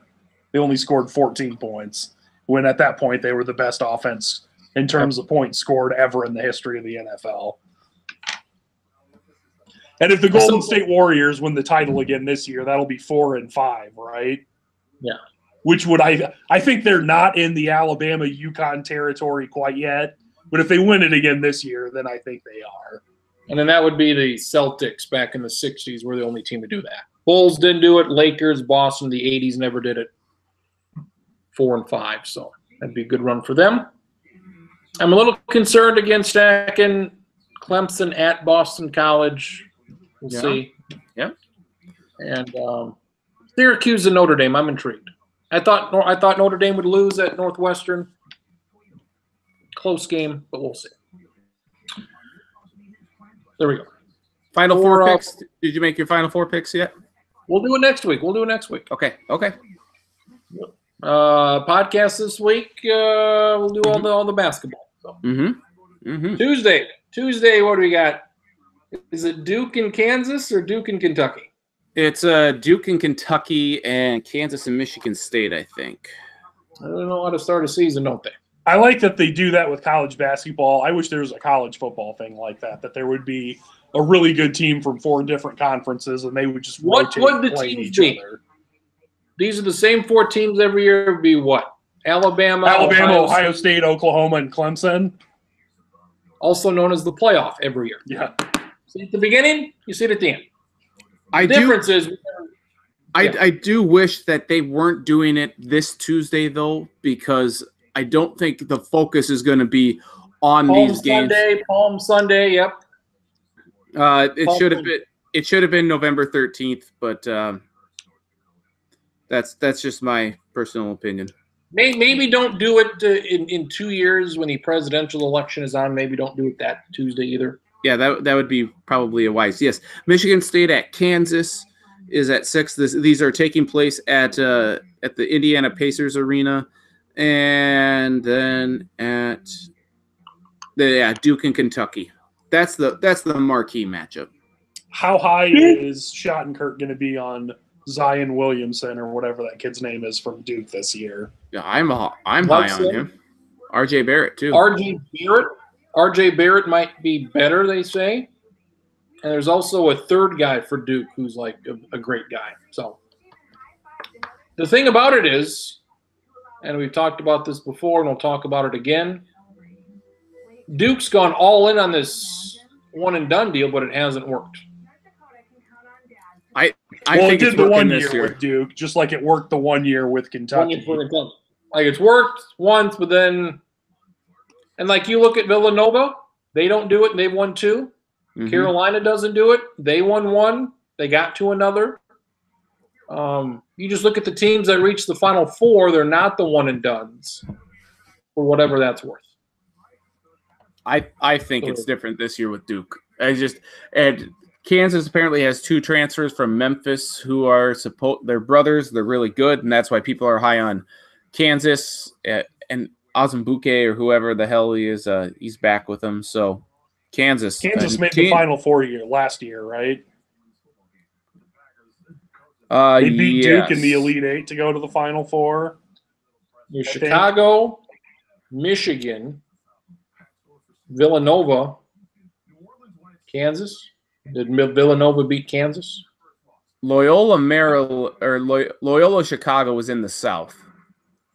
Oh, yeah. Yep. That's what you said. Anyways, I think Kansas was there, so I was just going to say, so that means, of course, that Kansas is going to lose in the second round this year to an 8 seed or a 7 seed. Or they could just lose to Bucknell. There we go. Find out what happens next week. 270 college basketball.